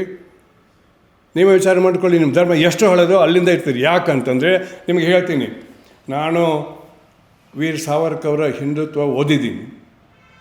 ಅದರಲ್ಲಿ ಅವರು ಈ ಅಸ್ಪೃಶ್ಯತೆ ಬಗ್ಗೆ, ಶೂದ್ರರ ಬಗ್ಗೆ ಭಾಳ ಒಳ್ಳೆಯ ಮಾತುಗಳನ್ನ ಹೇಳ್ತಾರೆ. ನಾವು ಅದು ಅಪ್ರಿಷಿಯೇಟ್ ಮಾಡಬೇಕು. ಅದೇ ರೀತಿ RSSನ ಎರಡನೆಯ ಅತಿ ಪ್ರಖರ ವಿಚಾರವಾದಿ ಗೋಲ್ವಾಲ್ಕರ್ ಅವರು ಬಂಚ್ ಆಫ್ ಥಾಟ್ಸ್ನ ಹೇಳ್ತಾರೆ. ಏನು? ಈ ಅನ್ಟಚಬಿಲಿಟಿ, ಈ ಕಾಸ್ಟ್ ಇದೆಯಲ್ಲ, ಇದು ಒಂದು ಹಿಂದೂ ಧರ್ಮಕ್ಕೆ ಅಂಟಿಕೊಂಡಂಥ ಒಂದು ಜಾಡ್ಯ ತೆಗಿಬೇಕು ಅಂತಾರೆ. ಬಹಳ ಸಂತೋಷ ಸ್ವಾಮಿ, ಮಾಡಿಬಿಡ್ಬೋದಾಗೆಷ್ಟು. ಆದರೆ ಇಲ್ಲಿ 3 ವಿಷಯಗಳನ್ನ ಹೇಳಬೇಕು. ಇವರೆಲ್ಲರೂ ಶೂದ್ರರು, ಶ್ರಮಜೀವಿಗಳು, ಶಿಕ್ಷಣದ ವಂಚಿತರು, ನಿಮ್ಮಲ್ಲಿಂದ ಶೋಷಿತರು. ಅವರನ್ನು ಹೊರಗಿಟ್ಟು ಎಷ್ಟು ಜನಸಂಖ್ಯೆ ಆಗತ್ತೆ ಇದು? ಇವತ್ತು ಕೂಡ ಈ ದೇಶದಲ್ಲಿ ಮೊದಲನೇ ಸ್ಥಾನ ಇರ್ತಕ್ಕಂಥ ಬ್ರಾಹ್ಮಣರ ಸಂಖ್ಯೆ ಕೇವಲ 4%. ರಾಜಹಂಸವರು ಒಂದು 5-6% ಇರ್ಬೋದು, ಕ್ಷತ್ರಿಯಣ್ಣವರು. ವೈಶ್ಯಣ್ಣವರು ಒಂದು 20% ಇರಬೇಕು. ಎಲ್ಲ ಸೇರಿಸಿದ್ರೆ ಸುಮಾರು 30% ಆಗ್ಬೋದು. ಉಳಿದಂಥ 2/3 66% ಈ ದೇಶದ ಜನಸಂಖ್ಯೆ ಇವತ್ತಿಂದ ಅಲ್ಲ, 2-3 ಸಾವಿರ 3 ಸಾವಿರ ವರ್ಷದಿಂದ ಆ ಪ್ರಮಾಣ ಹಾಗೆ ಉಳಿದಿದೆ. ಅದರಲ್ಲಿ 66% ಜನರನ್ನು ಹೊರಗಿಟ್ಟು ಶೂದ್ರ ಅಂತ ಕೊಟ್ಟು ಅವರ ಅಧಿಕಾರವನ್ನು ಕಿತ್ಕೊಂಡು ಅವರಿಗೆ ಶಿಕ್ಷಣ ವಂಚಿತರಿಗೆ ಮಾಡಿ ಅವರ ಶೋಷಣೆ ಮಾಡುವವರು ಏನಿರ್ತಾರೆ, ಸರ್ವೇ ಜನ ಸುಖೀನೋ ಭವಂತು. ಹಾಗಿದ್ದರೆ 66% ಸುಖೀನೋ ಭವಂತು ಸಾಧ್ಯನಾ? ಹೇಳಿ ನಿಮ್ಮ ವೇದದಲ್ಲಿ. ಅಷ್ಟಲ್ಲದೆ ನೀವು ಹೇಳ್ತೀರಿ ಇವಾಗ ಏನು ಕಾಸ್ಟಿಸಮ್ ಬಗ್ಗೆ, ಜಾತಿ ಪದ್ಧತಿ ನೀವು ಕೆಟ್ಟದ ಬೈತಾ ಇದ್ದಿರಲಿಲ್ಲ. ಈಗ ಇದಕ್ಕೆ ಮೂಲ ಆಧಾರ ಎಲ್ಲಿದ್ರಿ? ನೀವು ಜನರಿಗೆ ಹೇಳಬೇಕು. ಇದನ್ನು ಏನು ಹೇಳಬೇಕು? ಅದೇ ಋಗ್ವೇದದ 10ನೇ ಅಧ್ಯಾಯದ 94ನೇ ವಚನದ ಶ್ಲೋಕದಲ್ಲಿ ಏನು ಹೇಳಿದೆ? ಪುರುಷ ಅನ್ನುವ ಒಬ್ಬ ಕಾಸ್ಮಿಕ್ ಪುರುಷನನ್ನು ಅವನ ದೇಹವನ್ನು 4 ಭಾಗವಾಗಿ ವಿಂಗಡಿಸಿದರೆ ತಲೆ, ಬಾವು, ತೊಡೆ, ಪಾದ ಮಾಡಿದರೆ ಅವರ ಹೆಸರು ಏನು ಅಂತ ಕೇಳುತ್ತೆ. ಆ ವಚನ 11ನೇ ವಚನ ಶ್ಲೋಕ ಕೇಳುತ್ತೆ. 12ನೇ ಶ್ಲೋಕ ಉತ್ತರ ಹೇಳುತ್ತೆ. ಮೊದಲನೇ ಭಾಗ ಬ್ರಾಹ್ಮಣ, 2ನೇ ಭಾಗ ಕ್ಷತ್ರಿಯ, 3ನೇ ಭಾಗ ವೈಶ್ಯ, 4ನೇ ಭಾಗ ಶೂದ್ರ, ಕೊನೆಯದವನು ಈ 3 ಮಂದಿ ಸೇವೆ ಮಾಡಲಿಕ್ಕೆ ಹುಟ್ಟಿದವನು ಅಂತ ನೀವು ಹೇಳಿದಿರಿ. ಇದು ಜಾತಿ ಪದ್ಧತಿಯ ಪ್ರಥಮ ಬೀಜ ಆ ಶ್ಲೋಕದಲ್ಲಿದೆ. ಅದು ಋಗ್ವೇದದಲ್ಲಿದೆ. ನೀವೇ ಹೇಳಿ. ನಾನು ಒಟ್ಟು ಋಗ್ವೇದ ಪೂರ ಓದಿದ್ದೀನಿ, ಅದರ ಬಾಯ್ಪಾಟ್ಕೊಂಡು ಹೇಳಬಲ್ಲೆ. ಈಗ ಹೇಳಿದಾಗ ನೀವೇನು ಹೇಳ್ತೀರಿ?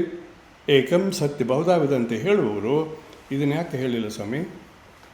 ಜಾತಿ ಪದ್ಧತಿಯ ಬಗ್ಗೆ ನಿಮ್ಮ ಶಂಕರಾಚಾರ್ಯರು ಹೇಳಿದ್ರ ಎಲ್ಲಿಯಾದರೂ? ಮಾಧ್ವಾಚಾರ್ಯರು ಹೇಳಿದರೆ ಎಲ್ಲಿಯಾದರೂ? ಯಾಕೆ ಹೇಳಿಲ್ಲ ಸ್ವಾಮಿ? ಹೇಳಿ. ಆದರೆ ರಾಮಾನುಜಾಚಾರ್ಯರು ಹೇಳಿದರು. ಮತ್ತು ಅವರು ಒಳ್ಳೆಯ ಕ್ರಮವನ್ನು ಜಾರಿಸಿದರು. ನೆನಪಿಟ್ಕೊಳ್ಳಿ, ಐತಿಹಾಸಿಕವಾಗಿ ರಾಮಾನುಜಾಚಾರ್ಯರ ಉತ್ತರಾರ್ಧದಲ್ಲಿ ಬಸವಣ್ಣನವರು ಹುಟ್ಟಿದ್ರು, ಜೀವಂತ ಇದ್ದರು. ರಾಮಾನುಜಾಚಾರ್ಯ ಪ್ರಭಾವ ಬಸವಣ್ಣನ ಮೇಲೆ ಕೆಲವು ಮಟ್ಟಿಗೆ ಆಗಿತ್ತು. ಯಾಕಂದರೆ ರಾಮಾನುಜಾಚಾರ್ಯ 125-150 ವರ್ಷ ಬದುಕಿದ್ರು ಅಂತ ಹೇಳ್ತಾರೆ. ಅಂತ ಇನ್ನೊಬ್ಬ ವ್ಯಕ್ತಿ ಬೈಬಲ್ನಲ್ಲಿ ಬರ್ತಾನೆ, ಜೂಗಳ ಬೈಬಲ್ಲು ಮತ್ತು ಕ್ರಿಶ್ಚಿಯನ್ ಬೈಬಲ್ ಬರ್ತಾನೆ, ಎಬ್ರಾಹಿಂ ಅಂತ 180 ವರ್ಷ ಬದುಕಿ ಅಂತ ಹೇಳ್ತಾರೆ. ಅದಿರಲಿ, ಬಟ್ ಇಲ್ಲಿ ರಾಮಾನುಜಾಚಾರ್ಯ 125-150 ವರ್ಷ ಬದುಕಿದ್ರು ಅಂದರೆ ಅವರ ಅಂತ್ಯಕಾಲ ಸುಮಾರು 1130 1135 ಆಗ್ಬೋದು. ಬಸವಣ್ಣನವರಿಗೆ ಅವರ ಹುಟ್ಟಿದ ದಿನಾಂಕದ ಬಗ್ಗೆ ಅನೇಕ ಕಾಂಟ್ರವರ್ಸಿ ಇದ್ದರೂ ಕೂಡ ಅರ್ಲಿಯಸ್ಟ್ ಡೇಟು ಅಂತಂದರೆ ಅತಿ ಹಳೆಯ ದಿನಾಂಕ ಅಂದರೆ 1106, ಕೊನೆಯ ದಿನಾಂಕ ಅಂದರೆ 1137. ಈ ಮಧ್ಯದಲ್ಲಿ ಬಸವಣ್ಣವರು ಹುಟ್ಟಿದರು. ಅವರ 1106ರಲ್ಲಿ ಹುಟ್ಟಿದರೆ ಶಂಕರಾಚಾರ್ಯರು ರಾಮಾನುಜಾಚಾರ್ಯರು ಜೀವಂತಿದ್ದಾಗ ಅವರು 20-25 ವರ್ಷದವರಾಗಿದ್ದರು. 32 ಆಗಿತ್ತು ಅಂದರೆ ಅದೇ ಕಾಲ ಹುಟ್ಟಿದರು, ಇವರ ಅಂತ್ಯ ಆಯಿತು. ಆದರೆ ವ್ಯಕ್ತಿ ಹೋಗ್ಬೋದು, ಅವರ ವಿಚಾರಗಳು ಹೋಗೋದಿಲ್ಲ. ಆದ್ದರಿಂದಲೇ ನಾವು ಇವತ್ತು ಧರ್ಮದ ಬಗ್ಗೆ ಮಾತಾಡ್ತಾ ಇದ್ದೀವಿ. ರಾಮಾನುಜಾಚಾರ್ಯ ವಿಚಾರಗಳು ಇನ್ನೂ ಅಸ್ತಿತ್ವದಲ್ಲಿ ಇದ್ದವು. ಅವ್ರು ಏನು ಮಾಡಿದರು ಹೇಳ್ತೀನಿ. ರಾಮಾನುಜಾಚಾರ್ಯರು ಅವರು ದಲಿತರ ಹತ್ತಿರ ಹೋಗಿ ವೇದ ಪಾಠ ಹೇಳ್ತಿರ್ತಾರೆ. ಆ ಕಾಲದಲ್ಲಿ ಆಗಿನ ಬ್ರಾಹ್ಮಣ ಪಂಡಿತರು ಹೋಗಿ ಅವ್ರು ಹೇಳ್ತಾರೆ, ಎಲ್ಲವೋ ರಾಮಾನುಜ, ನೀನು ವೇದ ಪಾಠಗಳನ್ನು ಶೂದ್ರಿಗೆ ಹೇಳಿದ್ರೆ ನೀನು ನರಕಕ್ಕೆ ಹೋಗ್ತೀಯಾ ಅಂತ ಹೇಳ್ತಾರೆ. ರಾಮಾನುಜಾಚಾರ್ಯ ಉತ್ತರ ಹೇಗಿದೆ ನೋಡಿ. ಅವ್ರು ಹೇಳ್ತಾರೆ, ಒಬ್ಬ ಪತಿತಾತ್ಮವನ್ನು ಎತ್ತಿ ಹಿಡಿದ್ರೆ ನಾನು ನರಕಕ್ಕೆ ಹೋದರೆ ನಾನು ಈಗಲೇ ಸಿದ್ಧ ಅಂತ ಹೇಳ್ತಾರೆ. ಅಂಥ ಒಂದು ಮಾರ್ಮಿಕ ಉತ್ತರ ಕೊಟ್ಟಂಥ 3ರಲ್ಲಿ ಅತ್ಯಂತ ವಿಚಾರವಂತಾದಂಥ ರಾಮಾನುಜಾಚಾರ್ಯ ಹೇಳಿದ ಮೇಲೆ ಅವ್ರು ಏನು ಮಾಡ್ತಾರೆ, ದಲಿತರನ್ನ ಕನ್ವರ್ಟ್ ಮಾಡ್ತಾರೆ. ಈಗೇನಾಗಿದೆ, ಈಗ ಶ್ರೀ ವೈಷ್ಣವಿಸಮ್ ಅಂತ ಹೇಳ್ತೀರಿ, ಅಯ್ಯಂಗಾರಿ ಅಂತ ಕರಿತೀರಿ. ಬಹಳ ಜಾಣ ಒಂದು ಸಮುದಾಯ ಅದು.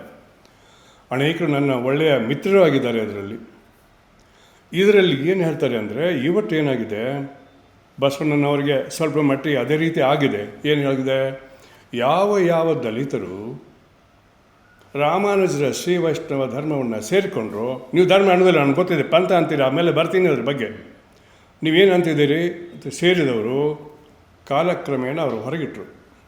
ಅವರು ತಮಿಳ್ ಭಾಷೆಯಲ್ಲಿ ಧರ್ಮ ಪ್ರಚಾರ ಮಾಡ್ತಾರೆ, ಅವ್ರಿಗೆ ನೀವೇನು ಅಂತಿದ್ದೀರಿ? ಈ ಬ್ರಾಹ್ಮಣ ಅನುಯಾಯಿಗಳು ರಾಮಾನುಜಾಚಾರ್ಯ ಅವರಿಗೆ ನೀವೇನು ಅಂತೀರಿ? ಹೀಗಿದೆ. ಅಲ್ಲಿ ತಮಿಳ್ ಭಾಷೆಯನ್ನು ಉಪಯೋಗ ಮಾಡೋರು ದಲಿತ ಅಯ್ಯಂಗಾರಿಗಳು, ಸಂಸ್ಕೃತ ಭಾಷೆನ ಮಾಡೋರು ಕುಲಜ ಅಯ್ಯಂಗಾರಿಗಳು. ಇದರಲ್ಲಿ 2 ಪಂಗಡ ಇವತ್ತು ಇದೆ. ಇದರಲ್ಲಿ 2 ಪಂಗಡಗಳಾಗಿ ಇವತ್ತು ಇದೆ. ಅವರ ನಾಮ ಕೂಡ ಒಂದು ವಿ ಇದ್ದರೆ ಒಂದು ಅಡ್ಡ ಪಲ್ಲ ಹೀಗಿರ್ತದೆ. ಆ ನಾಮದಲ್ಲಿ ಕೂಡ ಬದಲಾವಣೆ ಆಯಿತು. ಅವರು ದಲಿತರು, ಅದಕ್ಕೆ ತೆಂಗಲೈ ಒಡಂಗಲೈ ಅಂತಾರೆ, ಎಡಗೈ ಬಲಗೈ ಅಂತಾರೆ. ಇವತ್ತು ಕೂಡ ಅದ್ರಾಗಿದೆ. ಇದು ರಾಮಾನುಜಾಚಾರ್ಯ ಮಾಡಿದರು. ಅದು ಯಶಸ್ವಿ ಆಗಲಿ ಸ್ವಲ್ಪ ಮಟ್ಟಿಗೆ. ಬಸವಣ್ಣ ಪ್ರಯತ್ನ ಮಾಡಿದ್ರೆ ಭಾಳ ಮುಂದುವರೆದು ಭಾಳ ಹೋದರು. ಇದ್ರ ಬಗ್ಗೆ ನೀವು ಹೇಳ್ತಾ ಇಲ್ಲ. ಹಾಗಾಗಿತ್ತು ಅಂದರೆ ನೀವು ಏನು ಹೇಳ್ತಾ ಇದ್ದೀರಿ, ನೀವೇನು ಹೇಳ್ತಾ ಇದ್ದೀರಿ ನೀವು ಹೇಳಬೇಕು. ಜಾತಿ ಪದ ಬಗ್ಗೆ ನೀವೇನು ಮಾತಾಡ್ತಾ ಇಲ್ಲ.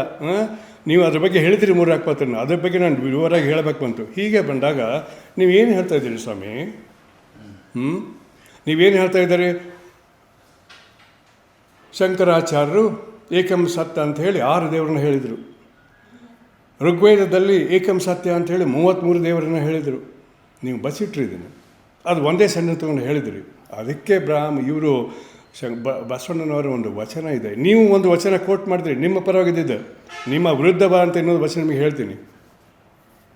ಎಣೆಯ ವಿಪ್ರರು ನುಡಿದಂತೆ ನಡೆಯರು, ತಮಗೊಂದು ಬಟ್ಟೆ ಇತರರಿಗೊಂದು ಬಟ್ಟೆ.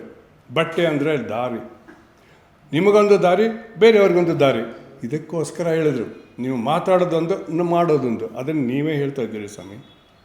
33 ದೇವತೆಗಳನ್ನು ಪೂಜಿಸುವ ಋಗ್ವೇದದಲ್ಲಿ ಏಕಂ ಸತ್ಯವನ್ನು ಹೈಲೈಟ್ ಮಾಡ್ತೀರಿ. 6 ದೇವತೆಗಳನ್ನು ಪೂಜಿಸಿ ಅಂತ ಹೇಳುವ ಶಂಕರಾಚಾರ್ಯ ಮತ್ತು ಏಕಂ ಸತ್ಯ ಅಂತ ಹೈಲೈಟ್ ಮಾಡ್ತೀರಿ. ಇವನು ಯಾಕೆ ಹೇಳ್ತಾ ಇಲ್ಲ?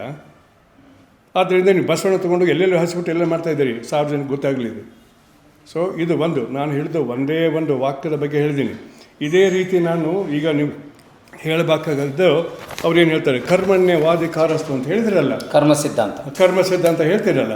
ಆ ಕರ್ಮ ಸಿದ್ಧಾಂತ ಬಗ್ಗೆ 4 ಮಾತನ್ನು ಹೇಳಲೇಬೇಕು, ಸಾರ್ವಜನಿಕ ತಿಳಿಯಲೇಬೇಕು. ಈ ಕರ್ಮ ಸಿದ್ಧಾಂತ ಅನ್ನೋದು ಕೇವಲ ಒಂದೇ ಜನ್ಮಕ್ಕೆ ಸಂಬಂಧಪಟ್ಟಿದ್ದಲ್ಲ, ನೆನಪಿಟ್ಕೊಳ್ಳಿ. ಹಿಂದಿನ ಜನ್ಮಗಳಲ್ಲಿ ಕ್ರೋಢೀಕೃತ ಪಾಪಗಳು ಪುಣ್ಯಗಳು ಈ ಜನ್ಮದಲ್ಲಿ ಬರ್ತವೆ, ಈ ಜನ್ಮದು ಮುಂದಿನ ಜನ್ಮಕ್ಕೆ ಬರ್ತವೆ. ಇನ್ನು ಪ್ರಾರಬ್ಧ ಕರ್ಮ, ಅದರಲ್ಲಿ ಏನು ಸಂಚಿತ ಕರ್ಮ, ಹೀಗೆ 3 ಥರದ ಮಾಡಿಬಿಟ್ಟು ಅವನ್ನೆಲ್ಲ ಕುಡಿದಿದೆ. ಇದರ ಪರಿಣಾಮವಾಗಿ ನೀವು ಸತ್ತ ನಂತರ ಎಲ್ಲಿಗೆ ಹೋಗ್ತೀರಿ? ಪಾಪ ಭಾಳ ಆಗಿತ್ತಂದರೆ ನರಕಕ್ಕೆ ಹೋಗ್ತೀರಿ. ನರಕದಲ್ಲಿ ಎಷ್ಟು ಥರ ಇದೆ? ನಿಮ್ಮ ಬೇರೆ ಬೇರೆ ಪುರಾಣಗಳು ಬೇರೆ ಬೇರೆ ಸಂಖ್ಯೆ ಹೇಳ್ತಾರೆ. ಮನೋಧರ್ಮ ಶಾಸ್ತ್ರದಲ್ಲಿ 21 ನರಕಗಳನ್ನ ಹೇಳಿದೆ. ಇನ್ನು ಕೆಲವು ಕಡೆಗಳು 28 ಹೇಳಿದೆ. ವಿಷ್ಣು ಪುರಾಣದಲ್ಲಿ ಅದಕ್ಕಿಂತ ಒಂದು ದೊಡ್ಡ ಸಂಖ್ಯೆ ಇದೆ. ಇಲ್ಲಿ ನರಕಗಳು ಅಂದರೆ ಬೇರೆ ಬೇರೆ ರೀತಿಯ ಒಂದು ಯಾತನೆ ಅಥವಾ ಶಿಕ್ಷೆ ಪದ್ಧತಿ ಅಂತ ಇಟ್ಕೊಳ್ಳಿ. ಎಷ್ಟಿದ್ದಾಗ ವಚನಗಳಲ್ಲಿ ಕೂಡ ಅನೇಕ ಸಲ ಅನೇಕ ವಚನಕಾರರು ರೌರವ ನಾಯಕ ನರಕ ಅಂತ ಅನೇಕ ಶಬ್ದಗಳನ್ನು ಮಾಡ್ತಾರೆ. ಅಷ್ಟೊಂದ ತಕ್ಷಣ ನರಕದಲ್ಲಿ ನಂಬಿದ್ರು ಅಂತ ಅಲ್ಲ, ಅದು ಬರ್ತೀನಿ. ಸೊ ಇಲ್ಲಿ ಬರುವಾಗ ನಿಮ್ಮ ಕರ್ಮ ಅನ್ನೋದು ಕೇವಲ ಇದೇ ಜನ್ಮಕ್ಕೆ ಸಂಬಂಧಪಟ್ಟರೆ ಬೇರೆ ಆಯಿತು. ಅದು ನಿಮ್ಮ ಹುಟ್ಟಿನಿಂದ ಯಾವಾಗ ನಿಮ್ಮ ಜನ್ಮ ಇವತ್ತಲ್ಲ, ನಿಮ್ಮ ತಲಾಂತರದಿಂದ ಹಿಂದೆ ಬಂದಂಥದ್ದು ಚಾಲುವಾಯಿತು, ಆವಾಗ ನಿಮ್ಮ ಕರ್ಮ ಚಾಲುವಾಯಿತು. ಆ ಸಿದ್ಧಾಂತ ಮುಂದೆ ಬಂತು. ಇನ್ನು ಮುಂದುವರಿತದೆ, ಇದು ಮುಂದುವರಿತದೆ. ಹಾಗಿದ್ರೆ ಕಾಯಕ ಅನ್ನೋದು ಮುಂದುವರಿತದೇನಾ?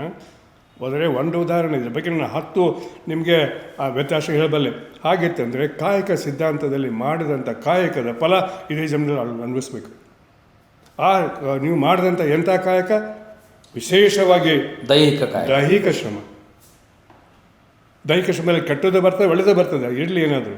ಬಸವಣ್ಣ ಏನು ಹೇಳ್ತಾರೆ ಇದ್ರ ಬಗ್ಗೆನೇ ಕರ್ಮಸಂಖ್ಯೆ ಒಂದು ದೊಡ್ಡ ವಚನ ಇದೆ, ಸಣ್ಣ ವಚನ ಇದೆ, ಕೇಳ್ಕೊಳ್ಳಿ. ಪುಣ್ಯ ಪಾಪಗಳೆಂಬ ಉಭಯದ ನಡುವಿನ ಭೇದವ ಬಲ್ಲವರಾರು. ಪುಣ್ಯ ಪಾಪಗಳೆಂಬ ಉಭಯದ ನಡುವಿನ ಭೇದವ ಬಲ್ಲವರಾರು. ಬಸವಣ್ಣ ಹೇಳ್ತಾರೆ. ಇವನಾರುಂಬರು ಅಂದರೆ ಏನು? ನನಗೆ ಗೊತ್ತಿಲ್ಲ. ನೀವು ಯಾವುದನ್ನು ಪಾಪ ಅಂತೀರೋ ಯಾವುದನ್ನು ಪುಣ್ಯ ಅಂತೀರೋ ನಿಮಗೆ ಗೊತ್ತಿದೆ. ಯಾಕಂತಂದರೆ ಯಾವುದು ಪುಣ್ಯ ಯಾವುದು ಪಾಪ ಅನ್ನೋದನ್ನು ನಿಮ್ಮ ಧರ್ಮಶಾಸ್ತ್ರಗಳು 18 ಧರ್ಮಶಾಸ್ತ್ರಗಳು ಅದನ್ನು ಟಿಪ್ಪಣಿ ಮಾಡಿಕೊಟ್ಟಿದ್ದಾರೆ, ಲಿಸ್ಟ್ ಮಾಡಿಕೊಟ್ಟಿದ್ದಾರೆ. ನಾನು ಹೇಳಬಲ್ಲೆ. ಮನುಧರ್ಮಶಾಸ್ತ್ರ ಟಿಪ್ಪಣಿ ಮಾಡಿಕೊಟ್ಟಿದ್ದಾರೆ, ಬಾಯ್ಪಾಠ ಹೇಳಬಲ್ಲೆ. ಅಷ್ಟಲ್ಲದೆ ಗ್ರಹ್ಯ ಸೂತ್ರಗಳು 4, ಒಂದೊಂದು ವೇದಕ್ಕೆ ಒಂದು ಗ್ರಹ್ಯ ಸೂತ್ರಗಳಿದೆ. ಬೆಳಗಿನಿಂದ ನೀವು ಎದ್ದ ನಂತರ ಪ್ರಾರಂಭ ಆಗಿದ್ದ ಮಲಗುವವರೆಗೆ, ಹುಟ್ಟಿನಿಂದ ಸಾಯುವವರೆಗೆ ಯಾವ ಆಶ್ರಮದಲ್ಲಿ ಏನೇನು ಮಾಡಬೇಕು ಅನ್ನೋ ಲಿಸ್ಟ್ ಇದೆ. ಆ ಲಿಸ್ಟನ್ನು ಒಂದು ಸಲ ನಾವು ನೋಡಬೇಕು. ಒಬ್ಬ ಸಾಮಾನ್ಯ ವ್ಯಕ್ತಿ ಇದ್ರ ಬಗ್ಗೆ ನೋಡಬೇಕು. ಅದರ ಬಗ್ಗೆ ಬೇರೊಂದು ವಿಡಿಯೋ ಮಾಡಿ ಬಿಡ್ತೀನಿ ನಾನು. ಆ ಪಾಪ ಪುಣ್ಯಗಳ ಬ್ರೆಫ್ರೆನ್ಸ್ ನೀವು ಕೊಟ್ಟಿದ್ದೀರಿ. ಬಸವಣ್ಣ ಹೇಳಿದರು, ಭಗವಾನ್ ಬುದ್ಧನು ಅದನ್ನೇ ಹೇಳಿದರು. ಏನು? ಪುಣ್ಯ ಪಾಪದ ಅರ್ಥ ಅಷ್ಟು ಸುಲಭ ಇಲ್ಲ, ನೀವು ತಿಳ್ಕೊಂಡಷ್ಟು. ವೇದದಲ್ಲಿ ಬಂದಂಗೆ ಇಲ್ಲ, ಅದು ಕರ್ಮಸದಲ್ಲಿ ಬಂದಂಗೆ ಇಲ್ಲ ಹೇಳಿದವರು ಮೊದಲು ಭಗವಾನ್ ಬುದ್ಧ. ಅದನ್ನೇ ಬಸವಣ್ಣನವರು ಒಂದು ರೀತಿಯಲ್ಲಿ ಕೊಟ್ಟು ಪುಣ್ಯ ಪಾಪಗಳೆಂಬ ಉಭಯದ ನಡುವಿನ ಭೇದವ ಬಲ್ಲವರಾರು. ಮುಂದೆ ಹೇಳ್ತಾರೆ 2 ಲೈನ್. ಇವನಾರುಂಬರು ಅಂದರೆ ಇವನ ಅನುಭವಿಸೋರು ಯಾರು? ಯಾವನ್ನ ಪುಣ್ಯ ಪಾಪಗಳ ಫಲವನ್ನು ಅನುಭವಿಸೋರು ಯಾರು? ಇಲ್ಲಿದೆ ನಿಮಗೆ ಕೊಡುವಂಥ ಉತ್ತರ. ಮರ್ಮಾಂಗ ಆಘಾತಕಾರಿ ಉತ್ತರ ಇಲ್ಲಿದೆ. ನೀವು ಭಾಳ ಶಬ್ದಗಳನ್ನು ಉಪಯೋಗ ಮಾಡಿದ್ದೀರಿ. ಮರ್ಮಾಘಾತದ ಉತ್ತರಗಳನ್ನ ಅವ್ರು ಇಲ್ಲಿ ನಾನು ಕೊಡ್ತಾ ಇದ್ದೀನಿ. ಮರ್ಮಾಘಾತದ ಉತ್ತರ ನಾನಲ್ಲ, ಬಸವಣ್ಣ ಕೊಡ್ತಾ ಇದ್ದಾರೆ. ಏನು ಹೇಳ್ತಾ ಇದ್ದಾರೆ ನೆನ್ಪಿಟ್ಕೊಳ್ಳಿ. ಇದನ್ನು ಯಾರು ಉಣ್ತಾರೆ? ದೇಹ ಉಣ್ತದೆ ಅಂತಂದರೆ ನಿಮ್ಮ ಪುಣ್ಯ ಪಾಪದ ಫಲ ಉಣ್ಬೇಕಾಗಿದ್ದು ಸತ್ತ ಮೇಲೆ, ಜೀವಂತಿರುವಾಗ ಅಲ್ಲ, ಸತ್ತ ಮೇಲೆ. ಹಾಗಿದ್ದರೆ ದೇಹ ಉಣ್ತದೆ ಅಂತಂದರೆ ದೇಹ ಮಣ್ಣು. ಬಸವಣ್ಣ ಹೇಳ್ತಾರೆ, ದೇಹ ಈ ಪಾಪ ಪುಣ್ಯಗಳ ಫಲವನ್ನು ಅನ್ನಿಸ್ಬೇಕಾದ್ರೆ ದೇಹ ಮಣ್ಣು, ದೇಹನೇ ಇರುವುದಿಲ್ಲ, ಮಣ್ಣೊಡನೆ ಮಣ್ಣಾಗಿ ಹೋಗುತ್ತದೆ. ಬೈಬಲ್ನಲ್ಲಿ ಬರ್ತದೆ, ನಿಮ್ಮ ವೇದಗಳಲ್ಲಿ ಬರ್ತದೆ. Dust thou art to dust returnest ಅನ್ನೋದು ಬೈಬಲಲ್ಲಿ ಬರ್ತದೆ. ನಿಮ್ಮ ವೇದಗಳಲ್ಲಿ 3 ಕಡೆ ಬರ್ತದೆ. ನಾನು ಹೇಳಬಲ್ಲೆ, ಮಣ್ಣಾಗಿರುವೆ ಮಣ್ಣಿಗೆ ಮರಳುವೆ ಅನ್ನುವಂಥ ನಿಮ್ಮ ವೇದದಲ್ಲಿ ಬರ್ತದೆ, ಬೈಬಲ್ದಲ್ಲೂ ಬರ್ತದೆ, ಕುರಾನ್ದಲ್ಲೂ ಬರ್ತಿದೆ. ಬಸವಣ್ಣನವರ ವಚನದಲ್ಲಿ ಅದನ್ನೇ ಹೇಳಿದ್ದಾರೆ. ಏನು? ದೇಹವೆಂದೆಡೆ ದೇಹದ ಮಣ್ಣು, ಸತ್ತ ಮೇಲೆ ದೇಹ ಮಣ್ಣಾಗಿ ಹೋಗುತ್ತೆ. ನೆಕ್ಸ್ಟ್ ಸೆಂಟೆನ್ಸ್ ಬರ್ಕೊಳ್ಳಿ. ನೀವು ಮತ್ತೊಂದು ಕಡೆ ಹೇಳಿದ್ದೀರಿ, ಏನಂತ? ಶಿವಜೀವರ ರಷ್ಟದ ಬಗ್ಗೆ ನೀವು ಹೇಳಿದ್ದೀರಿ. ಅದು ನಾನೀಗ ಹೇಳ್ತೀನಿ ಆಮೇಲೆ. ಇಲ್ಲಿ ನೀವೇನು ಹೇಳ್ತಾ ಇದ್ದೀರಿ? ಜೀವವೆಂದೆಡೆ ಬಸವಣ್ಣ ಹೇಳ್ತಾರೆ ಜೀವತ ಬಯಲು. ಇದು ಬಯಲು ಸಿದ್ಧಾಂತದ ಪ್ರಾರಂಭ. ಬಸವಣ್ಣನವರ ಶರಣರ ಬಯಲು ಸಿದ್ಧಾಂತದ ಪ್ರಾರಂಭ ಈ ವಚನದಲ್ಲಿದೆ. ದೇಹವೆಂದೆಡೆ ಜೇಯತ ಮಣ್ಣು, ಜೀವವೆಂದೆಡೆ ಜೀವತ ಬಯಲು. ಬಯಲಾದೊಡನೆ ಸ್ವರ್ಗ ಇಲ್ಲ, ನರಕೂ ಇಲ್ಲ, ಇದೇ ಜೀವ ಕೊನೆಯದು. ಅದು ಶರಣರ ತತ್ವ. ನೀವು ಹೇಳ್ತಾ ಇದ್ದೀರಿ ತಿರುಚಿ ಏನೋ ಹೊರಟಿದ್ದೀರಿ, ಶಿವದೇವರ ಸಾಮರಸ್ಯ ಅನ್ನೋದನ್ನು ಹೇಳ್ಕೊಂಡು ಹೊರಟಿದ್ದೀರಿ. ಅದ್ರ ಬಗ್ಗೆ ನಾನು ಭಾಳ ಮಾತಾಡ್ತೀನಿ, ಬೇರೆ ವಿಡಿಯೋ ಮಾಡಿಬಿಡ್ತೀನಿ. ಇಲ್ಲಿ ಬಂದಾಗ ನೀವೇನು ಹೇಳಿದಿರಿ, ನೀವು ಹೇಳಿದ್ರೆ ಹೇಳ್ತಾ ಇದ್ದೀನಿ ನಾನೀಗ. ಕರ್ಮ ಸಿದ್ಧಾಂತವನ್ನು ತಂತ ಹಚ್ಚಿದ್ರಲ್ಲ, ಪಾಪ ಪುಣ್ಯಗಳನ್ನು, ಆ ಪಾಪ ಪುಣ್ಯಗಳು ನೀವು ನಿಮ್ಮ ಜೀವ ಆತ್ಮ ಎಂದು ಚಾಲುವಾಯ್ತು ಅಂದಿರುವವರೆಗೆ ನೂರಾರು ಸಲ ಹುಟ್ಟಿ ಸತ್ತು ಬಂದಾಗಲೇ ನಿಮ್ಮ ಕರ್ಮ ನಿಮ್ಮ ಬೆನ್ನು ಹತ್ತಿರ್ತದೆ. ಈಗೂ ಬೆನ್ನು ಹತ್ತಿದೆ, ಮುಂದೆ ಸತ್ತ ಮೇಲೆ ಮುಂದಿನ ಸಲ ಬೆನ್ನು ಹತ್ತಿದೆ. ಅದು ನಿಮ್ಮ ಕರ್ಮ. ಕಾಯಕದಲ್ಲಿ ಆಗಿಲ್ಲ. ನೀವು ಕಾಯಕ ತತ್ವನೇ ಅರ್ಥ ಮಾಡ್ಕೊಂಡಿಲ್ಲ, ಮಾತಾಡ್ತಾ ಇದ್ದೀರಿ, ನಾಚಿಕೆ ಗಡಿ ಬಂದಿರಿ. ಓಕೆ, ನೀವು ಇದಕ್ಕೆ ಉತ್ತರ ಹೇಳ್ತಾ ಇದ್ದೀರಾ ಇಲ್ಲಿ. ಹೀಗೆ ನೀವು ಕೊಟ್ಟಂಥ ಇನ್ನೂ 3 ಉದಾಹರಣೆ ಕೊಟ್ಟಿದ್ದೀರಿ. ಅದರ ಬಗ್ಗೆ ನಾನು ಅದನ್ನೇ ಹೇಳ್ತಾ ಇದ್ದೀನಿ ಇವತ್ತು ಕೂಡ. ಕರ್ಮಣ್ಯ ವಾದ್ಯಕಾರ್ಸ್ ಬಗ್ಗೆ ನೀವು ಹೇಳಿದ್ದೀನಿ. ಇನ್ನೊಂದು ಹೇಳ್ತಾರೆ, ಏನು ನೀವು ಹೇಳಿದ ಪ್ರತಿಯೊಂದಕ್ಕೆ ಮರ್ಮಾಘಾತದ ಉತ್ತರ ನಾನು ನಿಮ್ಗೆ ಕೊಡ್ತಾ ಇದ್ದೀನಿ. ನಿಮ್ಮ ಮರ್ಮಾಘಾತಕ್ಕೆ ಉತ್ತರ ಕೊಡ್ತಾ ಇದ್ದೀನಿ, ನೆನ್ಪು ಮಾಡ್ಕೊಳ್ಳಿ ಇದನ್ನು. ಸ್ಥಾವರ ಜಂಗಮ, ಎಷ್ಟು ಚೆನ್ನಾಗಿ ಹೇಳ್ತಾ ಇದ್ದೀರಿ, ಎಷ್ಟು ಮೂರ್ಖರನ್ನ ಮಾಡ್ತಾಯಿದ್ದೀರಿ ಮಂದಿಗೆ. ನೀವು ಬಸವಣ್ಣವರ ವಚನಗಳನ್ನ ಹೇಳಿದಿರಿ, ಅಲ್ಲಂಪ್ರಭುಗಳ ವಚನಗಳನ್ನ ಹೇಳಿದ್ದು, 1-2 ವಚನ ಹೇಳಿದಿರಿ, ಎಲ್ಲೆಲ್ಲೂ ತಂದು ಎಲ್ಲೆಲ್ಲ ಹಾಸ್ತಾ ಇದ್ದೀರಲ್ಲ. ಸ್ಥಾವರ ಜಂಗಮನ ಇಟ್ಕೊಂಡು ನೀವೇನು ಹೇಳ್ತಾ ಇದ್ದೀರಿ, ಕೂಡಲ ಸಂಗಮ ಎನ್ನುವುದು ಸ್ಥಾವರವಲ್ವೇ ಅಂತ ಹೇಳ್ತಾ ಇದ್ದೀರಿ. ಅಕ್ಕ ಮಾದೇವಿ ಹೋಗಿದ್ದು ಚೆನ್ನಮಲ್ಲಿಕಾರ್ಜುನ ಸ್ಥಾವರವಲ್ವೇ ಅಂತ ಹೇಳ್ತಾ ಇದ್ದೀರಿ. ಹೌದು, ನೆನ್ಪಿಟ್ಕೊಳ್ಳಿ. ಇತಿಹಾಸವನ್ನು ಒಯ್ದು ಧರ್ಮಕ್ಕೆ ಹಚ್ಚಬೇಡಿ, ಪುರಾಣಗಳನ್ನು ಒಯ್ದು ವಿಜ್ಞಾನಕ್ಕೆ ಹಚ್ಚಬೇಡಿ. ಇಲ್ಲಿ ಏನಿದೆ, ಬಸವಣ್ಣನವರು ನಿಮಗೆಲ್ಲ ಗೊತ್ತಿರೋ ಹಾಗೆ ನಿಮ್ಮವರೇ. ನೀವು ಹೇಳ್ತಾ ಇದ್ದೀರಿ ಭಾಳ ಅಭಿಮಾನಿಂದ, ಹೌದು ನಿಮ್ಮವರೇ, ಏನು ಅದರಲ್ಲಿ ಸುಳ್ಳಲ್ಲ. ಅಂಥ ಒಂದು ಬ್ರಾಹ್ಮಣ್ಯ, ಸಾದಾ ಬ್ರಾಹ್ಮಣ ಅಲ್ಲ, ಬ್ರಾಹ್ಮಣ ಅಗ್ರಹಾರದ ಮುಖ್ಯಸ್ಥನ ಮಗನಾಗಿ ಹುಟ್ಟಿದವರು ಬಸವಣ್ಣ. ಅದನ್ನು ಬಿಟ್ಟು ಹೋದರೂ ಅಂಶ ಬೇರೆ, ಬರ್ತೀನಿ ಆಮೇಲೆ. ಅದೇ ಲಿಂಗಾಯತ ಧರ್ಮದ ಪ್ರಾರಂಭ. ಅವರು ಏನು ಮಾಡಿದರು ಅಂದರೆ, ಪ್ರಾರಂಭದಲ್ಲಿ ಅದು ಅಗ್ರಹಾರದ ಪುರವರಾಧೀಶನ ಮಗನಾಗಿ ಹುಟ್ಟಿದ್ದು, ಅಗ್ರಹಾರದ ಮುಖ್ಯಸ್ಥ ಬ್ರಾಹ್ಮಣ ಮನೆತನಲ್ಲಿ ಹುಟ್ಟಿದರೆ ಬ್ರಾಹ್ಮಣ್ಯದ ಎಲ್ಲ ಸಂಸ್ಕಾರಗಳನ್ನು ಅವರು ಪ್ರಾರಂಭದಲ್ಲಿಂದ ಅನುಭವಿಸಿದರು. ಅಷ್ಟೇ ಅಲ್ಲದೆ ಜನಿವಾರವನ್ನು ಕಿತ್ತೊಸೆದರು, ಉಪನಯನವನ್ನು ತಿರಸ್ಕರಿಸಿದರು, ಮನೆ ಬಿಟ್ಟು ಹೊರಟು ಹೋಗ್ಬಿಟ್ಟು ಕೂಡಲ ಸಂಗಮಕ್ಕೆ ಹೋದರು. ನೀವು ಹೇಳ್ತೀರಿ ಕೂಡಲ ಸಂಗಮ ದೇವನದು ಹೆಂಗೆ ಬಂತು ಅಂತ. ನಾನು ಹೇಳ್ತಾ ಇದ್ದೀನಿ ವಿವರಣೆ, ನೀವು ಕೊಟ್ಟದ್ದು ವಿವರಣೆ ಸುಳ್ಳು. ಎಲ್ಲಿ ಬಸವಕ್ಕೆ ಕೂಡಲ ಸಂಗಮಕ್ಕೆ ಹೋದರು. ಕೂಡಲ ಸಂಗಮಕ್ಕೆ ಹೋಗಿದ್ದು ಅಲ್ಲಿಯೂ ಒಂದು ಅಗ್ರಹಾರ ಇತ್ತು, ಆದರೆ ಅದು ಪ್ರಗತಿಪರ ಅಗ್ರಹಾರ ಆಗಿತ್ತು. ಈ ಪ್ರಗತಿಪರ ಅಗ್ರಹಾರದಲ್ಲಿ ಅವರು ಈ ಬೇರೆ ಬೇರೆ ಪುರಾಣಗಳಲ್ಲಿ ಬೇರೆ ಬೇರೆ ಅವಧಿ ಬರ್ತದೆ. ಕನಿಷ್ಠ ಅವಧಿ 8 ವರ್ಷ, ಅತಿ ಹೆಚ್ಚು ಅವಧಿ ಅಂದರೆ 14 ವರ್ಷ ಬಸವಣ್ಣನವರು ಅದೇ ಅಗ್ರಹಾರದಲ್ಲಿ ಇಟ್ಕೊಂಡು ನೀವು ಕಲಿಸುವ ವೇದಗಳನ್ನು, 18 ನಿಮ್ಮ ಧರ್ಮಶಾಸ್ತ್ರಗಳನ್ನು, 18 ಪುರಾಣಗಳನ್ನು, ಆಗ ಲಭ್ಯವಿದ್ದಂಥ 113-14 ಎಷ್ಟೋ ಉಪನಿಷತ್ತುಗಳು ಅವರು ಅಧ್ಯಯನ ಮಾಡಿದರು.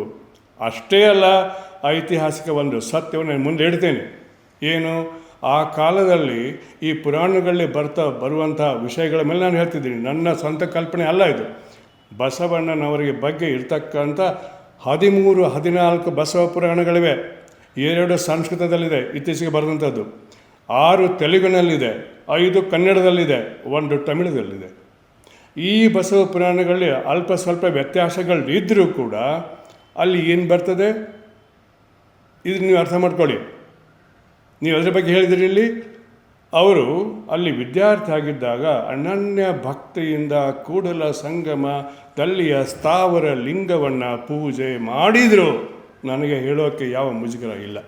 ವಿದ್ಯಾರ್ಥಿ ಆಗಿದ್ದಾಗ ಅಲ್ಲಿ ಒಂದು ಪ್ರಗತಿಪರ ವಿಚಾರಗಳು ಅವರ ಮನಸ್ಸಿನಲ್ಲಿ ಮೂಡ್ತಾ ಇದ್ದವು, ಆದರೆ ಜಾಗೃತ ಅವಸ್ಥೆಯಲ್ಲಿ ಬಂದು ಅವರು ಕಾರ್ಯರೂಪಕ್ಕೆ ಬಂದಿರಲಿಲ್ಲ. ಅದೇ ಅಲ್ಲಿಂದ 22ನೇ ವಯಸ್ಸಿನಲ್ಲಿ ಮಾವನ ಮಗಳನ್ನು ಮದುವೆಯಾಗಿ ಮಂಗಳವಾಡಿಗೆ ಹೋದ್ಮೇಲೆ ಅವು ಇನ್ನೊಂದು ಸ್ವಲ್ಪ ಹೆಚ್ಚು ವಿಚಾರಗಳು ಬರೀತಾ ಇದ್ದರು. ಅದಾದ ನಂತರ ಅವರು ಬಸವ ಕಲ್ಯಾಣಕ್ಕೆ ಹೋದ್ಮೇಲೆ ಅವರ ಕಾರ್ಯಕ್ಷೇತ್ರ, ಅವರ ವಿಚಾರ ಸರಣಿ, ಆ ವಿಚಾರಗಳನ್ನು 3 ಥರದ ಒಂದು ಪರಿಕರಗಳನ್ನ ಬಳಸಿಕೊಂಡು ಜಾರಿಯಲ್ಲಿ ತರಲಿಕ್ಕೆ ಅವರು ಅನುಕೂಲ ಆಯಿತು. ಆವಾಗಲೇ ಚಾಲುವಾಗಿದ್ದು ಲಿಂಗಾಯತ ಕ್ರಾಂತಿ. ಈ ಮಧ್ಯದಲ್ಲಿ ಬಸವಣ್ಣನವರ ವಿಚಾರಗಳನ್ನು ಬರಿತಾ ಇದ್ದರು, ವಚನಗಳನ್ನು ಬರಿತಾ ಇದ್ದರು. ಬರಿತಾ ಇದ್ರು ಅನ್ನೋದಕ್ಕೆ ನಾನು ಹೇಳ್ತಾ ಇಲ್ಲ ಸ್ವಾಮಿ, ಅದಕ್ಕೆ ಆ ಪುರಾಣಗಳು ಹೇಳ್ತವೆ. ಆ ಪುರಾಣಗಳನ್ನ ಬರೆದವರು ನಿಮ್ಮ ಜನನೇ ಬರೋಕ್ಕೆ ಕೊಡ್ತೀನಿ. ಪುರಾಣಗಳು ಓದ್ಕೊಳ್ಳಿ ನೀವೇ. ತೆಲುಗಿನಲ್ಲಿದೆ, ಸಂಸ್ಕೃತದಲ್ಲಿದೆ, ಒಂದು ತಮಿಳಿನಲ್ಲಿದೆ, 5 ಕನ್ನಡದಲ್ಲಿದೆ. ಕೆಲವು ಇತ್ತೀಚೆಗೆ ಬರುತ್ತೆ, ಒಂದು ಹಳೆದಿದೆ, ಹರಿಹರನ ರಗಳೆ, ಬಸವರಾಜರ ದೇವರ ರಗಳೆ. ಅದು ಬಸವಣ್ಣನವರ ಕಾಲವಾದ ನಂತರ ಸುಮಾರು 50 ವರ್ಷಗಳಲ್ಲಿ ಬರೆಯಲ್ಪಟ್ಟದ್ದು. ಕನ್ನಡದಲ್ಲಿದೆ, ಹರಿಹರನ ಬಸವರಾಜ ದೇವರ ರಗಳೆ. ಓದ್ಕೊಳ್ಳಿ ಅಲ್ಲಿ ಏನಿದೆ ಅಂತ ತಿಳ್ಕೊಂಡು.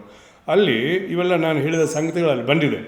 ಹಾಗಿರುವಾಗ ಆ ಕಾಲದಲ್ಲಿ ಅವರು ಸ್ಥಾವರದ ಲಿಂಗದ ಬಗ್ಗೆ ಕೆಲವು ವಚನಗಳನ್ನ ಬರೆದಿದ್ದಾರೆ. ನಂತರ ವಿಚಾರಗಳು ಬದಲಾದಂತ ಹೋದರೆ ಸ್ಥಾವರ ಲಿಂಗವನ್ನು ಬದಿಗಿಟ್ಟು ಅವರು ಇಷ್ಟಲಿಂಗಕ್ಕೆ ಹೋದರು. ಅಂದರೆ ಕಾಂಕ್ರೀಟ್ ಟು ಅಬ್ಸ್ಟ್ರಾಕ್ಟ್ ಅವರು ಹೋದರು. ಅದಕ್ಕೆ ಏನದು, ನಿರಾಕಾರವನ್ನು ಆಕಾರಕ್ಕೆ ತಂದು ಪೂಜಿಸಿದೆ ಮನವೇ ಅಂತ ಹೇಳ್ತಾರೆ. ಈ ನಿರಾಕಾರ ದೇವರ ಕಲ್ಪನೆ ಸಾಮಾನ್ಯ ವ್ಯಕ್ತಿಗಳಿಗೆ ಆಗೋದು ಕಷ್ಟ. ದೇವರು ಯಾವ ರೂಪದಲ್ಲಿದ್ದಾನೆ, ಅವನು ಹೆಣ್ಣೋ ಗಂಡೋ, ಮಾನವ ರೂಪದಲ್ಲಿದ್ದಾನೋ, ಪ್ರಾಣಿಗಳ ರೂಪದಲ್ಲಿದ್ದಾನೋ, ಅಥವಾ ಯಾವ ರೂಪನೇ ಇಲ್ವೋ, ಇವು ಆಕಾರ ನಿರಾಕಾರ ದೇವರ ಕಲ್ಪನೆಗೆ ಎಡೆ ಮಾಡಿಕೊಡ್ತದೆ. ಇದು ಆಕಾರ ದೇವರ ಕಲ್ಪನೆ ಬಂತು ಅಂದರೆ ನಿಮಗೆ ಮೂರ್ತಿ ಪೂಜೆ ಬರ್ತದೆ. ಅದಕ್ಕೋಸ್ಕರವಾಗಿ ಈ ಇಸ್ಲಾಂ ಧರ್ಮದಲ್ಲಿ, ಕ್ರಿಶ್ಚಿಯನ್ ಧರ್ಮದಲ್ಲಿ, ಜೂ ಧರ್ಮದಲ್ಲಿ ಆಕಾರವೇ ಇಲ್ಲ, ನಿರಾಕಾರ ದೇವರನ್ನು ಪೂಜೆ ಮಾಡುವ ಧರ್ಮಗಳು. ಆದ್ದರಿಂದ ಬಸವಣ್ಣ ಆ ಕಡೆಗೇ ಒಳ್ಳಿದ್ರು. ಅಂದರೆ ಆ ಧರ್ಮಗಳು ಗೊತ್ತಿತ್ತಂತಲ್ಲ, ಅವ್ರಿಗೆ ಸ್ವತಂತ್ರ ವಿಚಾರವಾದಿಯಾಗಿ ಹೋಲಿಸಿದ್ರು. ಈಗ ನೀವೇನು ಹೇಳ್ತೀರಿ, ಬಸವಣ್ಣನವರು ಕೂಡಲ ಸಂಗಮ ದೇವರ ಸ್ಥಾವರ ಲಿಂಗವನ್ನು ಪೂಜೆ ಮಾಡಲಿಲ್ಲವೇ? ಹೌದು. ಯಾವಾಗ, ಯಾಕೆ, ನೀವು ವಿಚಾರ ಮಾಡಿ. ನಾನು ಅದಕ್ಕೆ ಇನ್ನಷ್ಟು ನಿಮಗೆ ಪೂರಕ ಸಾಮಗ್ರಿಯನ್ನು ಕೊಡ್ತೀನಿ ವಿಚಾರ ಮಾಡಲಿಕ್ಕೆ. ನಾವು ಡಿನೈ ಮಾಡಿಲ್ಲ, ಅದು ಪ್ರಾರಂಭದ ಅವಸ್ಥೆಯಲ್ಲಿ. ಅವರು ಪ್ರಬುದ್ಧತೆಗೆ ಬಂದು ಧರ್ಮವನ್ನು ಕಟ್ಟುವ ವಿಷಯ ತಂದುಬಿಟ್ಟು ಇಲ್ಲಿಂದ ಎಲ್ಲರೂ ಹಚ್ಚಕ್ಕೆ ಹೋಗ್ಬೇಡಿ, ನೀವು ಮೊದಲು ಇಟ್ಕೊಳ್ಳಿ. ಎರಡನೇದು, ಈ ಅಂಕಿತ ನಾಮಗಳ ಬಗ್ಗೆ ನೀವು ಅಕ್ರಮ ಮಾಧವಿಗಳು ಅಷ್ಟೇ ಹೇಳಿ. ನೀವು ಬಸವಣ್ಣನವ್ರ ವಚನಗಳು ಅಲ್ಲಿ ತಿರುಗಿಸ್ತಾ ಇದ್ದೀರಲ್ಲ, ಇದರ ಬಗ್ಗೆ ಎಷ್ಟೊಂದು ವಚನಗಳನ್ನು ನಾನು ನಿಮಗೆ ಹೇಳಿ. ಸ್ಥಾವರ ಜಂಗಮವನ್ನು ಮೀರಿ ಹೋದರು ನಮ್ಮ ಶರಣರು ಅಂತಾರೆ. ಬಸವಣ್ಣ ಕೇವಲ ಸ್ಥಾವರ ಅಥವಾ ಏನು ಇಷ್ಟಲಿಂಗ ಅಷ್ಟೇ ಸೀಮಿತ, ಮೀರಿ ಹೋದರು ಶರಣರು. ಆ ಮೀರಿ ಹೋದರು ಅಂತ ಬಂದಾಗ ಬರ್ತದೆ. ನೀವು ಇನ್ನೊಂದು ಭಾಳ ಇದು ನಾನು ಹೇಳ್ತೀನಲ್ಲ, ಈ ಸ್ಥಾವರ ಜಂಗಮ ಉಳ್ಕೊಂಡ್ಬಿಟ್ಟು ಅಂಕಿತ ನಾಮಕ್ಕೆ ಹೋಗಿ ಎಲ್ಲಿಂದ ಎಲ್ಲಿಗೆ ಒಯ್ಯುವಂಥ ಮೂರ್ಖತನದ ಪ್ರಯತ್ನ ನೀವು ಮಾಡಿದ್ದೀರಿ. ನಾನು ಕೆಟ್ಟ ಶಬ್ದಗಳನ್ನು ಬಳಸ್ತಾ ಇದ್ದೀನಿ, ಯಾಕಂದರೆ ನೀವು ಅದಕ್ಕಿಂತ ಕೆಟ್ಟ ಶಬ್ದ ಬಳಸಿದ್ದೀರಿ. ನಿಮಗೆ ನಿಮ್ಮ ರೀತಿಯಲ್ಲಿ ಉತ್ತರ ಕೊಟ್ಟರೆ ಮಾತ್ರ ನಿಮಗೆ ಅರ್ಥ ಆಗುತ್ತೆ. ಮುಂದೆ ಬರ್ತೀನಿ. ನೀವೇನು ಹೇಳಿದಿರಿ ಇಲ್ಲಿವರೆಗೆ ಸ್ಥಾವರದ ಬಗ್ಗೆ ಹೇಳಿದಿರಿ. ಇನ್ನು ಏನು ಹೇಳಿದ್ರಿ, ಇನ್ನೂ ಹೇಳ್ತೀನಿ. ಭಾಳ ದೀರ್ಘ ಆಗೋದು ನನ್ನ ಮಾತು. ಆದರೆ ನಾನು ಸಾವಕಾಶ ಮಾಡಿ ಸಿದ್ಧನೇ ಇಲ್ಲ. ಯಾಕಿಲ್ಲ ಅಂತ ನೀವು ಅದನ್ನೆಲ್ಲ ಹಾಕಿ ಎಲ್ಲೋ ಒಂದು ಕೆಣಕಿದ್ದೀರಿ. ಅದಕ್ಕೆ ಉತ್ತರ ಕೇಳ್ಕೊಳ್ಳಿ. ಸಿದ್ಧಾಂತ ಶಿಖಾಮಣಿ ಸ್ವಾಮಿ ನೀವೇನು ಹೇಳ್ತಿದ್ದೀರಿ, ಶಠಸ್ಥಳಕ್ಕೆ ಸಿದ್ಧಾಂತ ಶಿಖಾಮಣಿ ಬಿಟ್ಟರೆ ಬೇರೊಂದು ಆಧಾರ ಇದೆಯೇ? ಇದೆ ಸ್ವಾಮಿ. ನೀವು ಮೊದಲು ಸಿದ್ಧಾಂತ ಶಿಖಾಮಣಿಯನ್ನು ಬರೆದವರು ಯಾರು ಅಂತ ಮೊದಲು ಅರ್ಥ ಮಾಡ್ಕೊಳ್ಳಿ. ನಿಮ್ಗೆ ಗೊತ್ತಿಲ್ಲ ರೀ. ನೀವು ಸುಮ್ಮನೆ ಯಾವುದೋ ಶೋಕ ತಗೊಂಡು ಹೇಳ್ತಿದ್ದೀರಿ. ಯಾವನೋ ಒಬ್ಬ ಹೇಳ್ದಾನೆ ಶಠಸ್ಥಳ ಸಿದ್ಧಾಂತ ಹುಟ್ಟಿದ್ದೇ ಶಿಖಾಮಣಿಯಿಂದ ಅಂತ ಹೇಳ್ಕೊಂಡು ಯಾವನೋ ಒಬ್ಬ ವೀರೇಶ್ವರ ಪಂಡಿತ ನಮ್ಗೆ ಹೇಳಿದ್ದಾನೆ. ಅವ್ನು ಯಾರು ಅಂತ ನನಗೆ ಗೊತ್ತು. ಅವನ ಹೆಸರು ಮುಂದೆ ಹೇಳ್ತೀನಿ, ಈಗಲ್ಲ, ಮುಂದಿನ ವೇಳೆ ಬಿಡ್ತೀನಿ ಅವನ ಬಗ್ಗೆ. ನೀವೇನು ಹೇಳಿದ್ರಲ್ಲ, ಈ ಸಿದ್ಧಾಂತ ಶಿಖಾಮಣಿಯ ಲೇಖಕ ಯಾರು ನಿಮ್ಗೆ ಗೊತ್ತಿದೆ, ನೀವು ಓದಿದ್ರೆ ಗೊತ್ತಿರ್ತಾರೆ ನಿಮಗೆ. ಅವನ ಹೆಸರು ಶಿವಯೋಗಿ ಶಿವಾಚಾರ್ಯ. ಶಿವಯೋಗಿ ಶಿವಾಚಾರ್ಯ ನಿಮ್ಗೆ ಓದಿಲ್ಲ, ಮತ್ತೆ ಕೇಳ್ಕೊಳ್ಳಿ. ಶಿವಯೋಗಿ ಶಿವಾಚಾರ್ಯ ತಾನು ಯಾವ ಸಂಪ್ರದಾಯದವನು, ತನ್ನ ಹಿನ್ನೆಲೆ ಏನು ಅನ್ನೋದ್ರ ಬಗ್ಗೆ ಮೊದಲನೇ ಅಧ್ಯಾಯದಲ್ಲೇ ಹೇಳಿಬಿಟ್ಟಿದ್ದಾನೆ. ಇದನ್ನು ಸ್ವಲ್ಪ ಓದ್ಕೊಳ್ಳಿ. ನೀವು ಹೇಳ್ತೀರಲ್ಲ ಸಿದ್ಧಾಂತ ಶಿಖಾಮಣಿ ಬಸವ ಪೂರ್ವದ್ದಿತ್ತು, ಅದನ್ನೇ ಬಸವಣ್ಣ ಕಾಪಿ ಹೊಡೆದ ಅಂತ. 2 ಮಾತುಗಳನ್ನ ಹೇಳ್ತೀನಿ. ಮೊದಲು ನೀವು ಹೇಳಿದ್ದು ಎಷ್ಟು ಐತಿಹಾಸಿಕವಾಗಿ ಅಸತ್ಯ ಅನ್ನೋದನ್ನು ಆ ಸಿದ್ಧಾಂತ ಶಿಖಾಮಣಿ ಮುಖ ಹೇಳ್ಕೊಡ್ತಾ ಇದ್ದೀನಿ. ಏನು, ಶಿವಯೋಗಿ ಶಿವಾಚಾರ್ಯ ಹೇಳ್ತಾನೆ, ನಾನು ಯಾವ ಸಂಪ್ರದಾಯದವನು? ಸಿದ್ಧರಾಮರ ಸಂಪ್ರದಾಯದವನು. ಸಿದ್ಧರಾಮ ಯಾರು? ಸುಗ್ಗಲೆ ಧೂಳಪ್ಪ ಗೌಡರ ಮಗ. ಯಾವ ಊರಲ್ಲಿದ್ದ? ಸೊಲ್ಲಾಪುರದಲ್ಲಿ. ಈ ಸಿದ್ಧರಾಮ ಯಾರಪ್ಪ? ಸ್ವಲ್ಪ ವಿಚಾರ ಮಾಡಿ. ನೀವು ಇವಿಡಿಯೋ ಬಿಟ್ಟವರು. ಇದೇ ಸಿದ್ದರಾಮೇಶ್ವರ ಬಸವಣ್ಣನವರ ಒಬ್ಬ ಶರಣನಾಗಿ ಬಹಳ ದೊಡ್ಡ ಪ್ರಮಾಣದಲ್ಲಿ ವಚನಗಳ ಬರೆದು ಅಲ್ಲಿ ಶರಣ ಧರ್ಮವನ್ನು ಪ್ರತಿಪಾದನೆ ಮಾಡಿದಂಥ ವ್ಯಕ್ತಿ, ಶರಣ, ದೊಡ್ಡ ಮಹತ್ವದ ಶರಣ. ಅವನ ಸಂಪ್ರದಾಯದಿಂದ ಅದಕ್ಕೆ ಸಂಬಂಧಪಟ್ಟವನು ಅಂತ ಹೇಳ್ತಾನೆ. ಮುಂದೆ ಏನಾಯಿತು? ಅವರ ನಂತರ ನಿಮ್ಗೆ ಗೊತ್ತಿದೆ, ಅನುಭವ ಮಂಟಪವನ್ನು ಬಸವಣ್ಣ ಸ್ಥಾಪನೆ ಮಾಡಿದಾಗ ಅದರ ಮೊದಲನೇ ಅಧ್ಯಕ್ಷರು ಅಲ್ಲಮ ಪ್ರಭುಗಳು. ಆಮೇಲೆ ಕ್ರಾಂತಿಯಾಗಿ ಅವರು ಅಲ್ಲಿಂದ ಹೋದ ನಂತರ ಚನ್ನ ಬಸವಣ್ಣ ಕೆಲವು ದಿವಸ ಅದರ ಅಧ್ಯಕ್ಷ ಇರ್ತಾನೆ, ಶೂನ್ಯ ಪೀಠದ್ದು. ಅದಾದ ನಂತರ ಸಿದ್ದರಾಮೇಶ್ವರ ಆಗ್ತಾರೆ. ಸಿದ್ದರಾಮೇಶ್ವರು ಯಾಕಂದರೆ ಚನ್ನಬಸವಣ್ಣ ಉಳುವಿಗೆ ಹೋದ್ಮೇಲೆ ಅಲ್ಲಿ ದೇಹಾಂತ ಆದಮೇಲೆ ಅಲ್ಲಿ ಬಸವಣ್ಣನವರು ಕೂಡಲ ಸಂಘದಲ್ಲಿ ದೇಹಾಂತ ಆದಮೇಲೆ ಯಾರು ಮುಂದೆ ಲೀಡರ್ಶಿಪ್ ಇರೋದಿಲ್ಲ. ಆವಾಗ ಸಿದ್ದರಾಮೇಶ್ವರ ಈ ಸಂಪ್ರದಾಯವನ್ನು ಸ್ಥಾಪನೆ ಮಾಡ್ತಾರೆ. ರಾಮೇಶ್ವರ ನಂತರ ಬಂದವರು ಯಾರಪ್ಪ? ರುದ್ರಮುನಿ. ಈ ರುದ್ರಮುನಿ ಯಾರು ಅರ್ಥ ಮಾಡ್ಕೊಳ್ಳಿ. ಯಾಕಂದರೆ ಸಿದ್ಧಾಂತ ಸಿಕ್ಕಾಕೊಂಡ್ರೆ ನೆಕ್ಸ್ಟ್ ಈ ಹೆಸರು ಭಾಳ ಇಂಪಾರ್ಟೆಂಟ್. ಯಾಕೆ ಇಂಪಾರ್ಟೆಂಟ್ ಅಂದರೆ ಇವರು ರುದ್ರಮುನಿ ಇದಾನಲ್ಲ, ರೇವಣ ಸಿದ್ಧರ ಮಗ. ಆ ಮಗ ಅವರಿಗೆ 300 ಜನ ಪತ್ನಿಯರಿದ್ದರು ಅಂತ ನಿಮ್ಮ 11, 12 ರೇವಣ ಸಿದ್ಧರ ಪುರಾಣಗಳೇ ಹೇಳ್ತದೆ, ನಾನೇನು ಹೇಳಬೇಕಾಗಿಲ್ಲ. ಈ ಅನೇಕ ಜನ ಪತ್ನಿಯರಲ್ಲಿ ಒಬ್ಬ ಪತ್ನಿ ಸುಂದರನಾಚಿ, ಚಾಲುಕ್ಯ ಚಕ್ರವರ್ತಿಯ ಮಗಳು.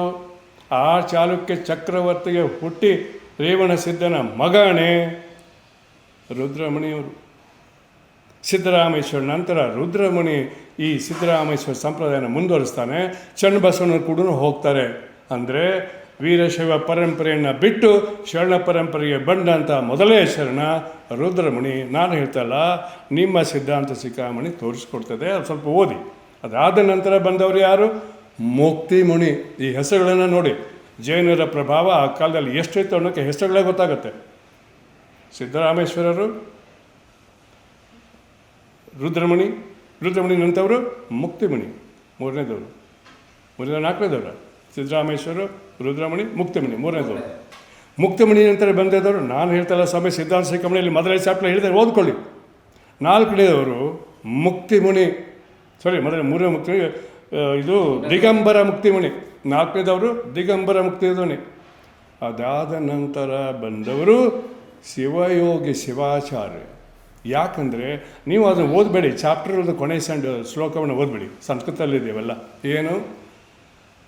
ಶಿವಯೋಗಿ ಶಿವಾಚಾರ್ಯ ವಿರಚಿತ ರೇವಣ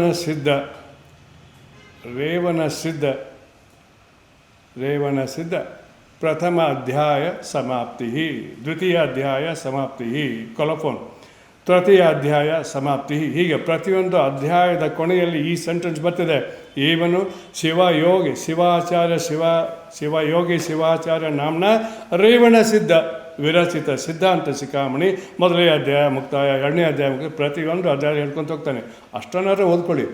ಹೀಗೆ ನಿಮ್ಮ ಸಿದ್ಧಾಂತ ಶಿಖಾಮಣಿಯ ರಚನೆಕಾರ, ಲೇಖಕ, ಅದನ್ನು ಬರೆದಂಥ ವ್ಯಕ್ತಿ ಶರಣ ಸಂಪ್ರದಾಯದಿಂದ ಬಂದವನು. ನೀವು ಹೇಳ್ತೀರಾ ಶರಣ ಸಂಪ್ರದಾಯಕ್ಕಿಂತ ಪೂರ್ವದಲ್ಲಿ ಸಿದ್ಧಾಂತ ಶಿಖಾಮಣಿ ಇದ್ದರೆ ಇವ್ರನ್ನ ಯಾಕೆ ಬರ್ತಿತ್ತು ಹೇಳಿ, ನೀವೇ ವಿಚಾರ ಮಾಡ್ಕೊಳ್ಳಿ. ನೀವು ಅದಕ್ಕೆ ಶಟಸ್ಥಳಕ್ಕೆ ಬೇರೆ ಆಧಾರ, ಇದೇ ಆಧಾರ ಸ್ವಾಮಿ. ಶಟಸ್ಥಳಕ್ಕೆ ಆಧಾರ ಶರಣರ ತತ್ವವೇ ಆಧಾರ. ಮುಂದೆ ಇನ್ನು ಕೆಲವರು ಇದ್ದಾರೆ ವೀರಶೈವವಾದಿಗಳು, ವಿತಂಡವಾದಿಗಳು. ಅವ್ರ ಬಗ್ಗೆ ನಾನು ಇನ್ನೂ ಉತ್ತರ ಕೊಡ್ತೀನಿ, ನೇರವಾಗಿ ಕೊಡ್ತೀನಿ ಅವ್ರಿಗೆ. ನಿಮಗೆ ಹೇಳೋಗತ್ತಿಲ್ಲ, ನೀವು ಓದ್ಕೊಂಡಿಲ್ಲ ಎರಡನ್ನು. ಮುಂದೆ ಬರ್ತೀನಿ. ಎಷ್ಟು ವರ್ಷ ಆಯಿತು? 5 ಜನ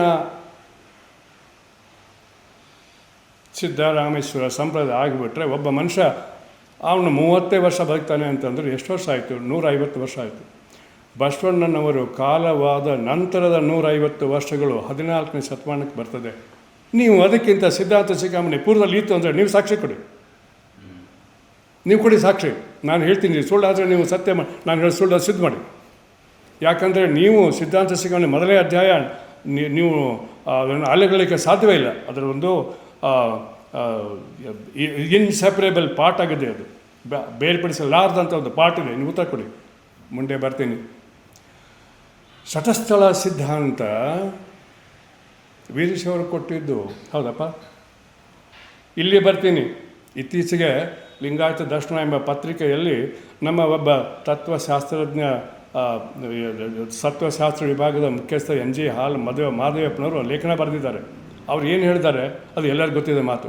H ದಿವೀರಪ್ಪ ಅಂತ ಒಂದು ಬರೆದಾರೆ, ಇನ್ನು ತಿಪ್ಪೇಶ್ವರ ಸ್ವಾಮಿಗಳು ಬರ್ತಾರೆ, ಇನ್ನೂ ಅನೇಕರು ಬರೆದಿದ್ದಾರೆ. ಏನು ಬರ್ದಾರೆ ಅದು ಭಾಳ ಮುಖ್ಯ. ಯಾಕಂದರೆ ಶಟಸ್ಥಳ ಬಗ್ಗೆ ಮಾತಾಡ್ತಾ ಇದ್ದೀರಿ. ಏನು ಬರ್ತಾರೆ ಅಲ್ಲಿ ಈ 5-6 ಜನ ವಿದ್ವಾಂಸರು?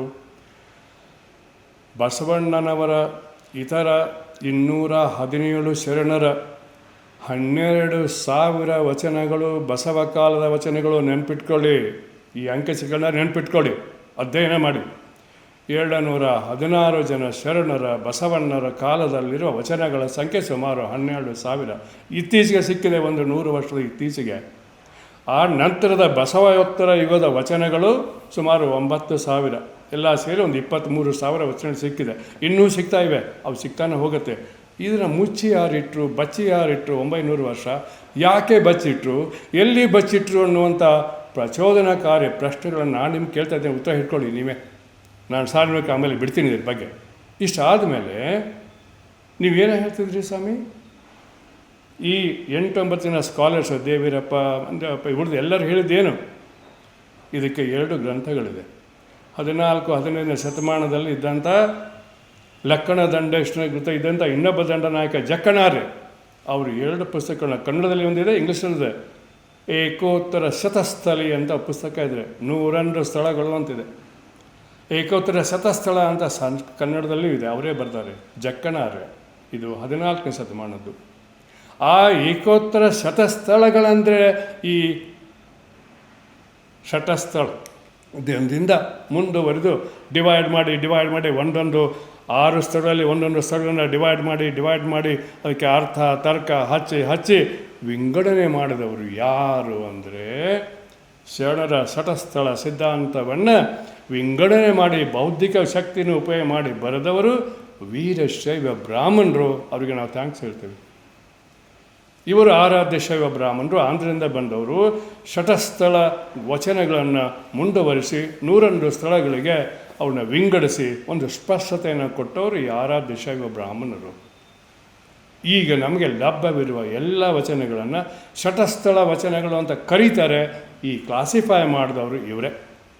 ಅದಕ್ಕಿಂತ ಪೂರ್ವದಲ್ಲಿ ಸಾಂದರ್ಭಿಕವಾಗಿ ಹೇಳಿದಂಥ ಈ ಶರಣರ ವಚನಗಳು ಕೊಟ್ಟಿದ್ದವು, ನೀವು ಸುಟ್ಟು ಹಾಕಿದ್ರಿ ಸ್ವಾಮಿ. ಅದನ್ನು 12ನೇ ಶತಮಾನದ ಕ್ರಾಂತಿಯಲ್ಲಿ ವಚನಗಳನ್ನು ಸುಟ್ಟು ಹಾಕಿದ್ರಿ. ಅಳಿದುಳಿದ ಕೆಲವು ವಚನಗಳು 12,000 ವಚನ ಸಿಕ್ಕಿವೆ, ಇಲ್ಲಿವರೆಗೆ ಸಿಗ್ತಾನೇ ಇದೆ ಇನ್ನೂ. ಈ ವಚನಗಳಲ್ಲಿ ಇದ್ದಂಥ ವಚನಗಳನ್ನು ಬಿಡಿಯಾಗಿದ್ದಂಥ ವಚನಗಳನ್ನ ನೀವು ಶತಸ್ಥಳಕ್ಕೆ, ಅದೇ ಶರಣರು ಮಾಡಿದ ಶತಸ್ಥಳಕ್ಕೆ ಹೋಲಿಸಿ ಅದರಲ್ಲಿ 101 ಭಾಗಗಳನ್ನ ಮಾಡಿ ಅಂಗಸ್ಥಳ ಲಿಂಗಸ್ಥಳ ಅಂತ ಬೈಫರ್ಕೇಟ್ ಮಾಡಿ ಅಂಗಸ್ಥಳದಲ್ಲಿ ಇಷ್ಟು ಲಿಂಗಸ್ಥಳ ಇಷ್ಟು ಅಂತ ಹೇಳ್ಕೊತ ಹೋದ್ರಿ. ಇದನ್ನು ಮಾಡಿದವರು ನೀವೇ ಸ್ವಾಮಿ. ಈಗ ಅಲ್ಲಿ ಮಾಡ್ತಾಯಿದ್ದಾರೆ ವಿದ್ವಾಂಸರು. ಇಷ್ಟು ನಿಮಗೆ ಹೇಳ್ತೇನೆ. ನಿಮಗೆ ಅಧ್ಯಯನ ಮಾಡಲಿಕ್ಕೆ ಇನ್ನಷ್ಟು ಕೊಟ್ಟಿದ್ದೇನೆ. ನಿಮ್ಮ ರೀತಿಯಲ್ಲಿ ಉದ್ದಟತನದ ಭಾಷೆ ನಾನು ಬಳಸೋದಿಲ್ಲ. ವಾಸ್ತು ಸಂಗತಿಯನ್ನು ಮಾತ್ರ ನಿಮಗೆ ಇಡ್ತೇನೆ. ಇನ್ನೂ ಸ್ವಲ್ಪ ಓದಿಕೊಳ್ಳಿ. ನಿಮಗೆ ಒಂದು ಹಠ ಇದೆ, ಒಂದು ಬಂಡತನ ಇದೆ. ಏನು ಬಂಡತನ ಹಠ ಅಂದರೆ, ಇದು ಲಿಂಗಾಯತ ಧರ್ಮ ಪ್ರತ್ಯೇಕ ಧರ್ಮ ಅಲ್ಲ, ಹಿಂದೂ ಧರ್ಮದ ಭಾಗ ಅಂತ ನಿಮ್ಮ ಹಂಡತನ ಸ್ಥಿತಿ ಮಾಡೋಕ್ಕೆ ಹೋಗಿ ಏನೇನೋ ತಂದು ಎಲ್ಲಿಗೆ ಹಚ್ಚಿ ಮಂದಿಯನ್ನು ದಾರಿ ತಪ್ಪಿಸ್ತಾ ಇದ್ದೀರಿ. ನಿಮ್ಮ ಚಾರಣ ಹೆಸರು ದಾರಿ ದೀಪವಲ್ಲ, ದಾರಿ ತಪ್ಪಿಸುವ ದೀಪ. ಅದನ್ನು ನಾವು ಅದರ ಬಗ್ಗೆ ಉತ್ತರ ಕೊಡ್ತೇವೆ. ತಾವು 12 ನಿಮಿಷದ ಒಂದು ತಾರ್ಕಿಕವಲ್ಲದ ವಿಡಿಯೋಗೆ ಸುಮಾರು 62 ನಿಮಿಷಗಳ ಸುದೀರ್ಘವಾದ ಮಾರ್ಮಿಕವಾದ ಉತ್ತರವನ್ನು ಕೊಟ್ಟಿದ್ದೀರಿ ಸರ್. ಹೀಗೆ ಅವರು ಎತ್ತಬಹುದಾದ ಎಲ್ಲ ಪ್ರಶ್ನೆಗಳಿಗೂ ಉತ್ತರ ಕೊಡುವ ಒಂದು ಸಂಯಮ ಮತ್ತು ಅಧ್ಯಯನ ಸ್ವಭಾವ ತಮ್ಮದಾಗಿದ್ದರಿಂದ ವಚನವಾಹಿನಿಯ ಮೂಲಕ ಅದನ್ನು ನಾವು ನಿರಂತರವಾಗಿ ಮಾಡ್ತಾ ಹೋಗೋಣ. ತಮಗೆ ಶರಣಾರ್ಥಿ ಸರ್. ಶರಣಾರ್ಥಿ.